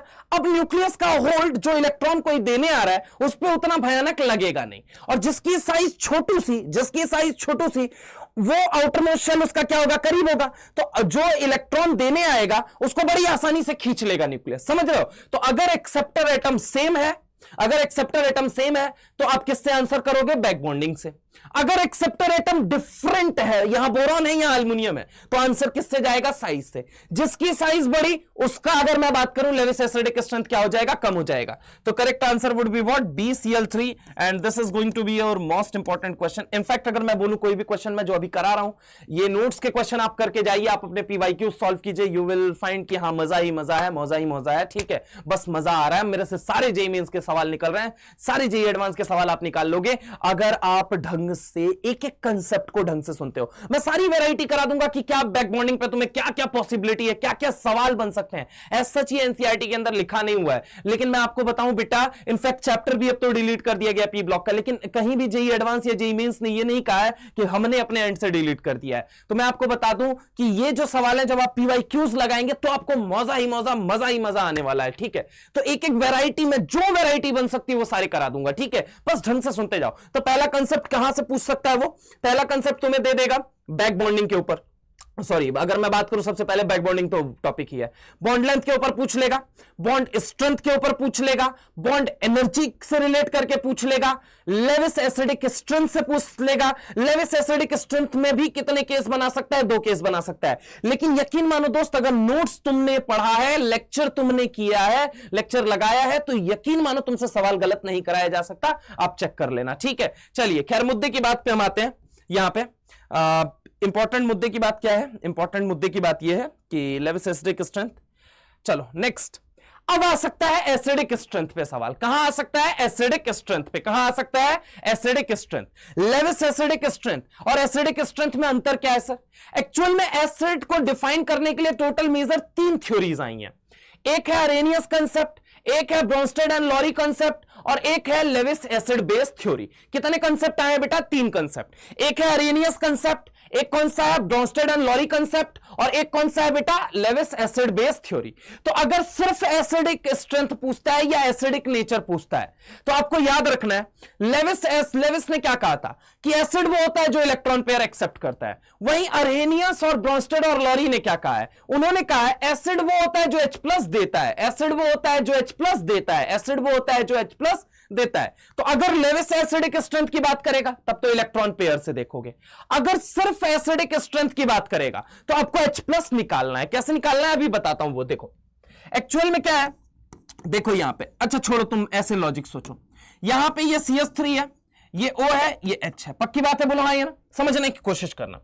क्या यहां पे वेकेंट ऑर्बिटल है? तो नहीं साहब, यहां वेकेंट ऑर्बिटल नाम की कोई चीज नहीं है। अरे करीना ऑलरेडी कितने बॉन्ड बनाने की कसम खा के आई थी? 4।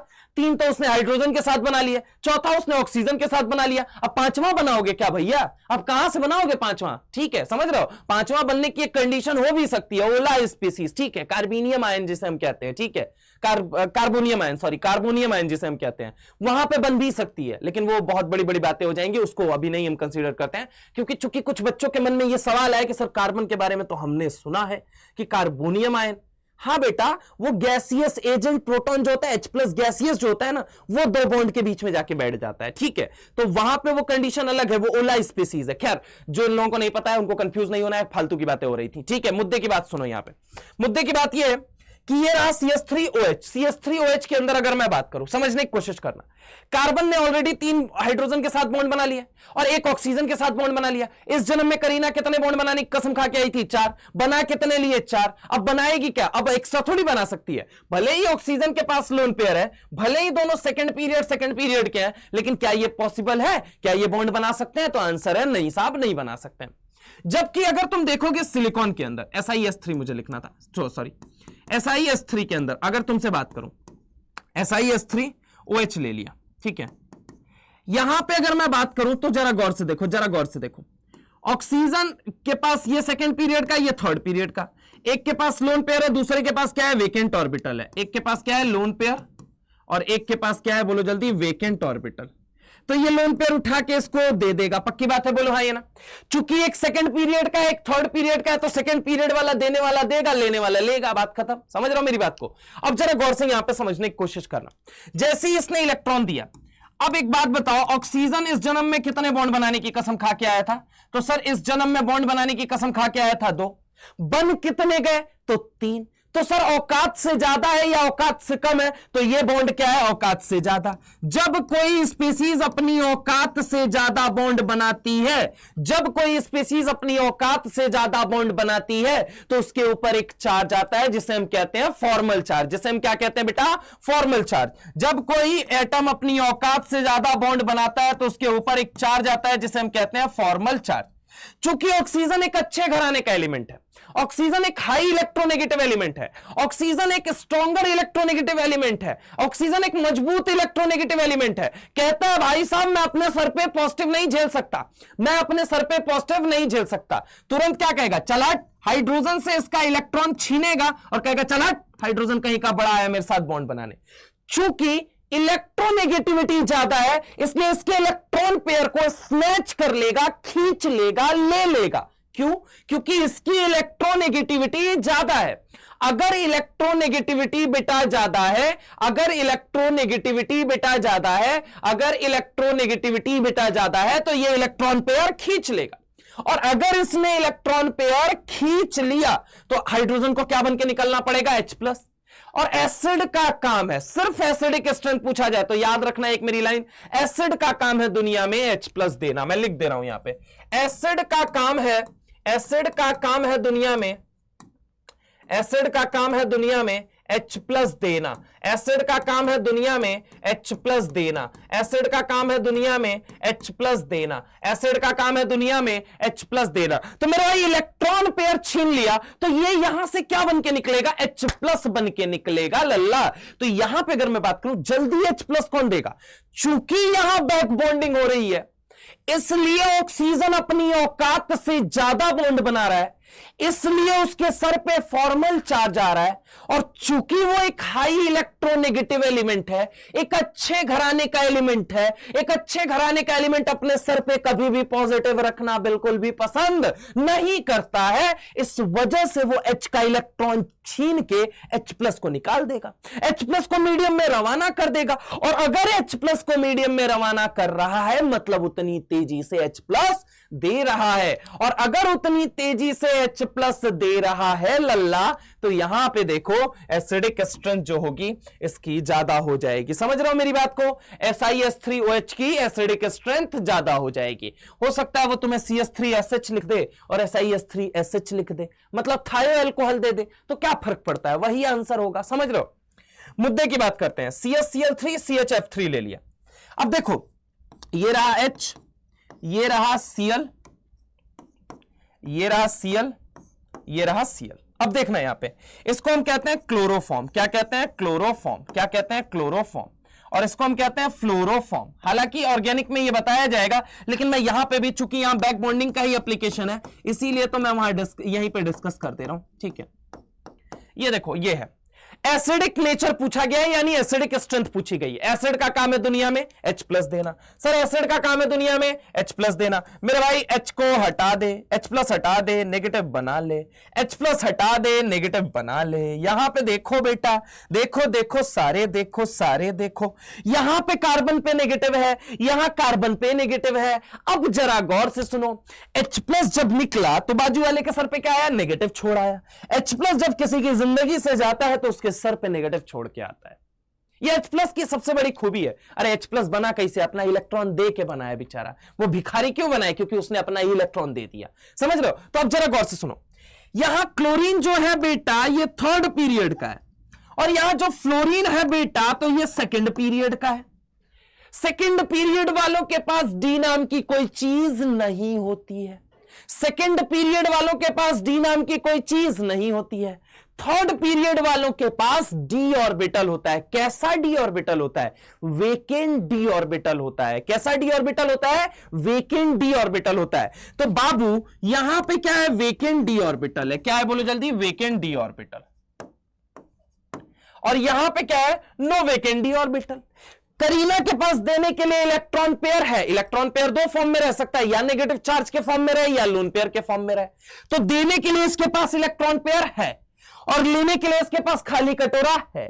देने के लिए इसके पास इलेक्ट्रॉन पेयर है, लेने के लिए खाली कटोरा नहीं है। तो अब जरा गौर से देखो, यहां पे ये 2nd पीरियड का, ये 2nd पीरियड का, ये 3rd पीरियड का। तो मैंने क्या बोला था? इफेक्टिव बैक बॉन्डिंग के लिए 1 atom must be of 2nd period, another atom must be of 3rd period.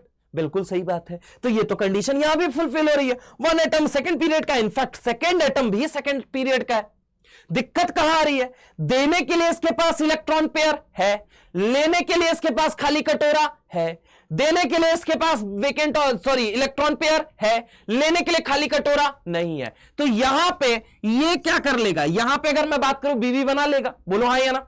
ये वेकेंट डी में इलेक्ट्रॉन डाल देगा, और जैसे ही इलेक्ट्रॉन डालेगा ये क्या हो जाएगा? स्टेबल हो जाएगा। अगर ये स्टेबल हो गया, यानी कि H+ निकलने के बाद, अगर H+ निकलने के बाद इसको पता है मेरे सर पे एनायन बनना है, H+ निकालने के बाद मेरे सर पे क्या बनना है? एनायन बनना है। H+ निकालने के बाद मेरे सर पे क्या बनना है? एनायन बनना है। और वो एनायन स्टेबल हो रहा है, वो एनायन जो बन रहा है वो स्टेबल भी हो रहा है। मान लो तुमको पता है तुम H+ निकाल दो, तुम्हारे सर पे एनायन आएगा, और वो एनायन स्टेबल भी होगा। क्या तुम जल्दी जल्दी H+ निकालोगे या नहीं निकालोगे? फिर से सोचो। मान लो तुमने H+ बनाया, H+ बनाया मतलब इलेक्ट्रॉन पेयर छीन लिया, H+ निकल गया, तुम्हारा बॉन्ड H के साथ बना हुआ था। अब तुमको पता है अगर तुम H को छोड़ दो, H को अगर छोड़ दो तो तुम्हारे सर पे थोड़ी परेशानी, बोले तो एनायन जरूर आएगा। लेकिन तुमको पता है वो परेशानी या वो एनायन तुम्हारा स्टेबल है, वो स्टेबल है। तो क्या तुम H+ को छोड़ने में जल्दी कामयाब रहोगे या नहीं रहोगे? वहीं दूसरी जगह मान लो तुम H+ को छोड़ोगे और तुम्हें पता है तुम्हारे सर पे एनायन तय है, आना एनायन तय है, और वो एनायन स्टेबल नहीं होने वाला है। तो क्या तुम H+ को छोड़ोगे? तुम सोच के बताओ अपने दिमाग से। तो सिंपल सी बात है सर, अगर H+ निकालने के बाद जो एनायन आ रहा है वो स्टेबल है ना, तो हम जरूर H+ को छोड़ेंगे। और अगर H+ निकालने के बाद, H+ को भगाने के बाद मेरे सर पे जो एनायन आ रहा है ना, अगर वो स्टेबल नहीं है, तो हम कभी भी एंटायर जीवन में H+ को जल्दी देना पसंद नहीं करेंगे। यानी H+ दे कौन रहा है जल्दी मेरे भाई? एनायन यहां स्टेबल बन रहा है और यहां पे लेस स्टेबल एनायन बन रहा है, तो जल्दी H+ कौन छोड़ेगा? सर CCl3 यानी क्लोरोफॉर्म की एसिडिटी फ्लोरोफॉर्म से ज्यादा होती है। जेई के अंदर सवाल भी आया हुआ है, क्लोरोफॉर्म की एसिडिटी फ्लोरोफॉर्म से ज्यादा होती है। तो पहला सवाल क्या बनाएगा? वो बॉन्ड लेंथ से रिलेट करके, दूसरा बॉन्ड स्ट्रेंथ से, तीसरा बॉन्ड एनर्जी से, चौथा आपका लेविस एसिडिक स्ट्रेंथ से। लेविस एसिडिक स्ट्रेंथ में भी 2 केस बना सकता है, पांचवा आपका बना सकता है किस पे? वो बोलो जल्दी, एसिडिक नेचर पे। क्या ये बात आपको क्लियर है? फटाफट से छाप लीजिए, फिर हम आगे चलते हैं। फटाफट से इसको देख के आप लोग छाप लेंगे। चले आगे चले, ठीक है? स्क्रीनशॉट वगैरह ले लिया जो लेना था आप लोगों ने। चलिए आगे चलते हैं। Next question. अब देखो bond length, bond strength, bond energy, Lewis acidic strength और इसके अलावा एसिडिक नेचर, ये 5 तरह के सवाल तो बना लिए। इसके अलावा कौन सा सवाल बनाएगा? एंगल के ऊपर बना सकता है। तो एंगल के ऊपर कौन सी वैरायटी में क्या बन सकता है, ये देखो। देखो इसको बोलते हैं डाई मिथाइल ईथर। क्या बोलते हैं? Di methyl ether. जब ऑर्गेनिक में नेमिंग आपने पढ़ी होगी, डाई मिथाइल ईथर। आजू में एक मिथाइल है, ठीक है, बाजू में भी एक मिथाइल है, तो इसको हम बोलते हैं डाई मिथाइल ईथर। एक्चुअल में समझा देता हूं, सुनो यहां पे होता क्या है। देखो इस ग्रुप को, ओ के आजू बाजू इस ग्रुप को कहा जाता है ईथर। इसको क्या कहा जाता है? ईथर। समझ रहा हो? अब जैसे कि CH4 ले लिया तुमने, ये क्या है बोलो बेटा? मेथेन है। क्या है बोलो जल्दी? मेथेन है। मेथेन में से एक हाइड्रोजन तुमने माइनस किया, तो जैसे ही एक हाइड्रोजन माइनस करोगे यहां पे ये क्या बन जाएगा? CH3 और इसकी एक वैलेंसी हो गई खाली, तो हम इसको कहते हैं मिथाइल। क्या बोलते हैं? मिथाइल। समझ रहे हो मेरी बात को? ऐसे ही जैसे मान लो तुमने क्या ले लिया? C2H6 ले लिया, मतलब कि CH3। अब ये क्या है कहने के लिए? तो ये इथेन है। इथेन में से एक वैलेंसी हाइड्रोजन, एक हाइड्रोजन उड़ा दिया, तो ये क्या बन जाएगा? CH3 CH2 और इसकी एक वैलेंसी खाली हो गई, हमने क्या कहा? इथाइल। ऐसे ही प्रोपेन ले लिया, प्रोपाइल। ब्यूटेन ले लिया, ब्यूटाइल। हेक्सेन ले लिया, हेक्साइल। पेंटेन ले लिया, पेंटाइल। अल्केन ले लिया, अल्काइल। समझ रहे हो? अब क्या किया तुमने? इस ईथर के आजू में एक CH3 जोड़ दिया, इसी CH3 को उठाया और आजू में जोड़ दिया, क्या नाम होगा? मिथाइल। क्या होगा बोलो जल्दी? ये क्या है? मिथाइल। ऐसे ही तुमने एक और CH3 जोड़ा, तो इसको क्या नाम दिया तुमने? इसको एक और मिथाइल कहा। टोटल कितने मिथाइल नजर आ रहे हैं? आओ यहां पे देखो, टोटल कितने? तो सर 2 मिथाइल, तो इसलिए हमने कहा डाई मिथाइल। और ये क्या बन गया? ईथर। ऐसे ही इसको हम क्या कहते हैं? डाइसिलाइल ईथर कहते हैं। क्या कहते हैं? डाइसिलाइल ईथर कहते हैं। अब इन दोनों में बॉन्ड एंगल कब पूछेगा? तो देखो ऑक्सीजन के पास साहब एक नहीं 2 लोन पेयर है, यहां पे ऑक्सीजन के पास साहब एक नहीं 2 लोन पेयर है, ठीक है। ढंग से देखो, ये है आपके सेकंड पीरियड का एलिमेंट और ये भी कौन से पीरियड का है? सेकंड पीरियड का। ढंग से देखो, ये कौन से पीरियड का है? सेकंड पीरियड का। ये कौन से पीरियड का है? थर्ड पीरियड का। यानी कि इसके पास खाली कटोरा नहीं है, इसके पास वेकेंट ऑर्बिटल है। तो अगर मैं तुमसे बात करूं कि ये अपना लोन पेयर आजू में भी और ये अपना लोन पेयर बाजू में भी दे सकता है, यानी डाइसिलाइल ईथर के अंदर बैक बॉन्डिंग होगी, डाइसिलाइल ईथर के अंदर बीबी बनेगी और डाई मिथाइल ईथर के अंदर कोई बीबी नहीं बनेगी। समझ रहे हो? यानी कि इसका लोन पेयर ऐसे ही प्रेजेंट रहेगा और इसका लोन पेयर किस में जाएगा? बैक बॉन्डिंग में जाएगा। यानी तुम ढंग से सोचो कि अगर लोन पेयर बॉन्ड बनाने के लिए जा रहा है, लोन पेयर बॉन्ड बनाने के लिए जा रहा है, तो उसका रिपल्सन जो होगा वो कम लगेगा। Valence shell electron pair repulsion theory कहती है लोन पेयर का रिपल्सन ज्यादा होता है compare to lone pair bond pair के, और बॉन्ड पेयर के। तो यहां पे अगर मैं बात करूं, यहां पे लोन पेयर रिपल्सन समाप्त हो गया, क्योंकि लोन पेयर किस में इन्वॉल्व हो गया? बैक बॉन्डिंग में।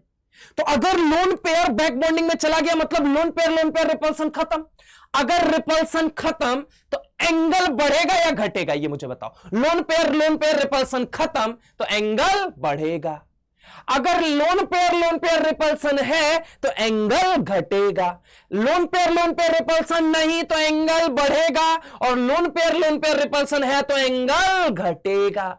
यानी कि अगर ये ए है और ये बी है तो बॉन्ड एंगल किसका ज्यादा होगा? बी का ज्यादा होगा ए के कंपैरिजन में, क्योंकि इसका लोन पेयर बैक बॉन्डिंग में जा चुका है। क्या मेरी बात समझ में आई? चलिए नेक्स्ट पार्ट पे हम चलते हैं, नेक्स्ट क्वेश्चन करते हैं। इन दोनों में भी बॉन्ड एंगल पूछा गया है, तो इसको हम बोलते हैं, देखो ये क्या है? Methyl isocyanate. क्या बोलते हैं? Methyl isocyanate. क्या बोलते हैं? बोलो बेटा, मिथाइल आइसोसाइनेट। ठीक है, इसको मिथाइल आइसोसाइनेट कहते हैं। और इसको क्या कहते हैं बेटा? तो इसको हम कहते हैं सिलाइल आइसोसाइनेट। क्या बोलते हैं? Silyl isocyanate. एक को मिथाइल आइसोसाइनेट बोलते हैं और एक को क्या बोलते हैं? Silyl isocyanate. अब ट्राई टू अंडरस्टैंड, नाइट्रोजन के पास लोन पेयर है, नाइट्रोजन के पास लोन पेयर है। ये कौन से पीरियड का? थर्ड पीरियड का। क्या इसके पास वेकेंट ऑर्बिटल है? हां साहब है। क्या इसके पास वेकेंट ऑर्बिटल है? ना साहब नहीं है। क्या बैक बॉन्डिंग हो पाएगी? नहीं साहब नहीं हो पाएगी। क्या बैक बॉन्डिंग होगी? हां साहब बिल्कुल होगी। पक्की बात है, बोलो हाँ या ना। तो यहां बैक बॉन्डिंग होगी और यहां बैक बॉन्डिंग नहीं होगी। तो अब जरा गौर से सुनो यहां पे तरीके से। नाइट्रोजन जो है यहां पे जब अपना लोन पेयर दे देगा तो एक बात बताओ, यहां पे loan pair bond pair repulsion हो रहा था, पक्की बात है। यहां पे loan pair bond pair repulsion हो रहा है। क्यों? क्योंकि लोन पेयर किसमें नहीं गया, बैक बॉन्डिंग में नहीं गया, तो यहां पे अभी भी loan pair bond pair repulsion होगा। लेकिन जैसे ही ये लोन पेयर बैक बॉन्डिंग में गया, अब ये बॉन्ड पेयर बन जाएगा। तो बॉन्ड पेयर का रिपल्सन ज्यादा या लोन पेयर बॉन्ड पेयर का रिपल्सन ज्यादा? तो सर बॉन्ड पेयर का रिपल्सन कम, लोन पेयर बॉन्ड पेयर का ज्यादा, और लोन पेयर का तो खैर बहुत ज्यादा होता है। लेकिन कंपैरिजन यहां किसका है? लोन पेयर, यहां पे ये लोन पेयर ऐसे ही प्रेजेंट रहेगा, lone pair versus bond pair का है, यहां loan pair bond pair repulsion, और यहां बॉन्ड पेयर रिपल्सन। यानी कि रिपल्सन किसका ज्यादा होगा, लोन पेयर बॉन्ड पेयर का या बॉन्ड पेयर का? तो sir loan pair bond pair का रिपल्सन ज्यादा, तो रिपल्सन ज्यादा तो एंगल कम, और वहीं बॉन्ड पेयर का रिपल्सन क्या हो जाएगा? बोलो बेटा, बॉन्ड पेयर रिपल्सन क्या हो जाएगा? मिनिमम। अगर बॉन्ड पेयर रिपल्सन हुआ मिनिमम, मतलब एंगल ज्यादा या कम? तो एंगल ज्यादा। यानी ए और बी में कौन ज्यादा होगा? तो सर बी वाला अगेन ज्यादा हो जाएगा बॉन्ड एंगल पे। ठीक है। अच्छा, ये मिथाइल आइसोसाइनेट ये वही गैस है जो कि भोपाल के अंदर जो त्रासदी हुई थी, ठीक है, भोपाल ट्रेजेडी जो हुई थी, त्रासदी जो हुई थी, उसके अंदर यही गैस लीक कर गई थी, जिसके लीक करने की वजह से कई सारी जानें चली गई थी। ठीक है, तो ये वही मिथाइल आइसोसाइनेट थी। MIC इसे शॉर्ट में कहा जाता है। क्या कहा जाता है? MIC, मिथाइल आइसोसाइनेट, ये वही गैस है। ठीक है, और यहां पे ये सिलाइल आइसोसाइनेट, समझ रहे हो, इसको कहते हैं सिलाइल आइसोसाइनेट और इसको कहते हैं मिथाइल आइसोसाइनेट। तो देखो, पहला सवाल बॉन्ड लेंथ, दूसरा बॉन्ड एनर्जी, तीसरा बॉन्ड स्ट्रेंथ, चौथा लेविस एसिडिक स्ट्रेंथ, पांचवा एसिडिक नेचर, और छठा तरह का सवाल आपका किस पे बना सकता है? वो एंगल पे बना सकता है। कितने तरह के? 6 वैरायटी के सवाल वो तुमसे बैक बॉन्डिंग के पूछ सकता है। किस पे? अगर मैं बात करूं बैक बॉन्डिंग से रिलेट करके ना। वो आगे हम चलते हैं, आगे देखो। चलो, तो देखो CF2 और CCl2, यानी कि हम बात करने जा रहे हैं कार्बीन्स के बारे में। कार्बीन दो तरह के होते हैं, ऑर्गेनिक में जब पढ़ोगे तब, या फिर आप लोगों ने सुन रखा होगा। कार्बीन दो तरह का, एक होता है सिंगलेट और एक होता है आपका ट्रिपलेट कार्बीन। ठीक है, सिंगलेट होता है और एक होता है ट्रिपलेट। अब देखो दोनों की पहचान क्या होती है। अगर आपको कभी भी डायामैग्नेटिक, ये जो डाया वर्ड लिखा है ना, अगर ये डाया वर्ड लिखा आ जाए मतलब समझ जाओ वो सिंगलेट है। अगर यहां पैरामैग्नेटिक आ जाता तो क्या हो जाता? वो ट्रिपलेट कार्बीन हो जाता। अब मुद्दे की बात क्या है कि generally unpaired electron containing species, generally, mark the word, मैंने क्या बोला? जनरली, सामान्यतः ऐसा होता है कि जिनके पास अनपेयर्ड इलेक्ट्रॉन होता है वो पैरामैग्नेटिक और कलर्ड होते हैं। यानी कि अगर मैं बात करूं सिंगलेट और ट्रिपलेट की पहचान क्या होती है, तो देख बेटा होता क्या है एक्चुअल में। अगर मैं बात करूं इस डायामैग्नेटिक स्पीसीज की, मतलब ये क्या है? ये डाया है, मतलब अनपेयर्ड इलेक्ट्रॉन नहीं है। यानी कि अगर हम बात करें कि कार्बन के एक ही कटोरे में टोटल कितने इलेक्ट्रॉन होंगे? 2, और एक कटोरा क्या होगा? खाली। अगर इसी स्ट्रक्चर को मैं ऐसे बना देता, समझने की कोशिश करो, ये कटोरे के अंदर एक इलेक्ट्रॉन रखता है, ये दूसरे कटोरे के अंदर दूसरा, यानी कि दोनों जगह अनपेयर्ड इलेक्ट्रॉन आ रहे हैं। और अगर अनपेयर्ड आया मतलब वो पैरामैग्नेटिक, लेकिन चूंकि क्वेश्चन में क्या दिया गया है? डायामैग्नेटिक, यानी कि एक ही कटोरे के अंदर हमें कितने इलेक्ट्रॉन रखने हैं? 2। तो ये पहचान होती है। अब सुन बेटा होता क्या है, इस कार्बन के पास क्या सर खाली कटोरा है? हाँ साहब बिल्कुल है। यहां पे इसको बना के देखो तो ये रहा Cl, ये रहा Cl। यहां पे एक कटोरे के अंदर कितना इलेक्ट्रॉन है? टोटल 2, और एक कटोरा क्या है? खाली। फ्लोरीन के पास देने के लिए लोन पेयर है? हाँ साहब बिल्कुल है। क्लोरीन के पास? हाँ बिल्कुल है। लेकिन दोनों में बेहतर कौन देगा? तो मैंने अभी डोनेशन टेंडेंसी बताई, nitrogen, oxygen, then fluorine along the period. EN से चेक करोगे, डाउन द ग्रुप जाओगे तो फ्लोरीन, क्लोरीन, ब्रोमीन, आयोडीन, एक सेकंड वाला, एक थर्ड वाला, एक फोर्थ वाला, एक फिफ्थ वाला। तो जल्दी पहले कौन डोनेट करेगा? बोल बेटा, जल्दी पहले कौन डोनेट करेगा? फ्लोरीन, क्योंकि न्यूक्लियस से होल्ड क्या है उसका? ज्यादा है। समझ रहे हो? तो अगर मैं बात करूं ये जल्दी अगर डोनेट कर रहा है और ये लेट से डोनेट कर रहा है, तो इफेक्टिव बैक बॉन्डिंग कहां पे होगी? इफेक्टिव बैक बॉन्डिंग, तो सर यहां पे इफेक्टिव बैक बॉन्डिंग होगी, और यहां पे होगी तो सही, 0 या 100 जैसा कुछ नहीं होता है केमिस्ट्री में, होगी तो सही लेकिन लेस इफेक्टिव बैक बॉन्डिंग होगी। यानी कि अगर बैक बॉन्डिंग यहां पे कहा जाए, यहां पे बीबी बनेगी? हाँ साहब बनेगी। यहां बनेगी? हाँ बनेगी, लेकिन अनइफेक्टिव। कोलिजन दो तरह का, टकराया इफेक्टिव कोलिजन, टकरा के निकल गया अनइफेक्टिव कोलिजन। तो अब जरा गौर समझो, यहां बैक बॉन्डिंग हो रही है, इफेक्टिव बैक बॉन्डिंग हो रही है, यहां बैक बॉन्डिंग हो रही है ineffective. And back bonding is a special case of resonance. Resonance अनुनाद क्या प्रोवाइड करता है? स्टेबिलिटी प्रोवाइड करता है। तो यहां इफेक्टिव बैक बॉन्डिंग तो यहां इफेक्टिव स्टेबिलिटी, यहां अनइफेक्टिव बैक बॉन्डिंग तो अनइफेक्टिव स्टेबिलिटी। यानी कि दोनों में ज्यादा स्टेबल कौन होगा? तो सर सवाल क्या था? स्टेबिलिटी। यानी कि डाईफ्लोरोकार्बीन, इसका नाम होता है डाईफ्लोरोकार्बीन, कार्बीन, और इसका नाम होता है डाईक्लोरोकार्बीन। क्या नाम होता है? डाईक्लोरोकार्बीन। सर डाईफ्लोरोकार्बीन और डाईक्लोरोकार्बीन में ज्यादा कौन स्टेबल होगा? तो सर डाईफ्लोरोकार्बीन ज्यादा स्टेबल होगा। इसके अलावा कुछ बातें कहना चाहता हूं, सुनोगे? चलो, पहली चीज तो देखो, इसमें खूब सारे मैं क्वेश्चन छोड़ के जा रहा हूं तुम्हारे लिए अब थोड़ा सा, ठीक है? ये सवाल तुम ट्राई करोगे पीडीएफ से अपने, ठीक है? और उसके बाद जरूर कमेंट सेक्शन में मुझे आंसर मेंशन करोगे। और बहुत बहुत धन्यवाद इतनी देर मुझे सुनने के लिए। मिलते हैं नेक्स्ट लेक्चर में। चलिए तब तक के लिए बाय।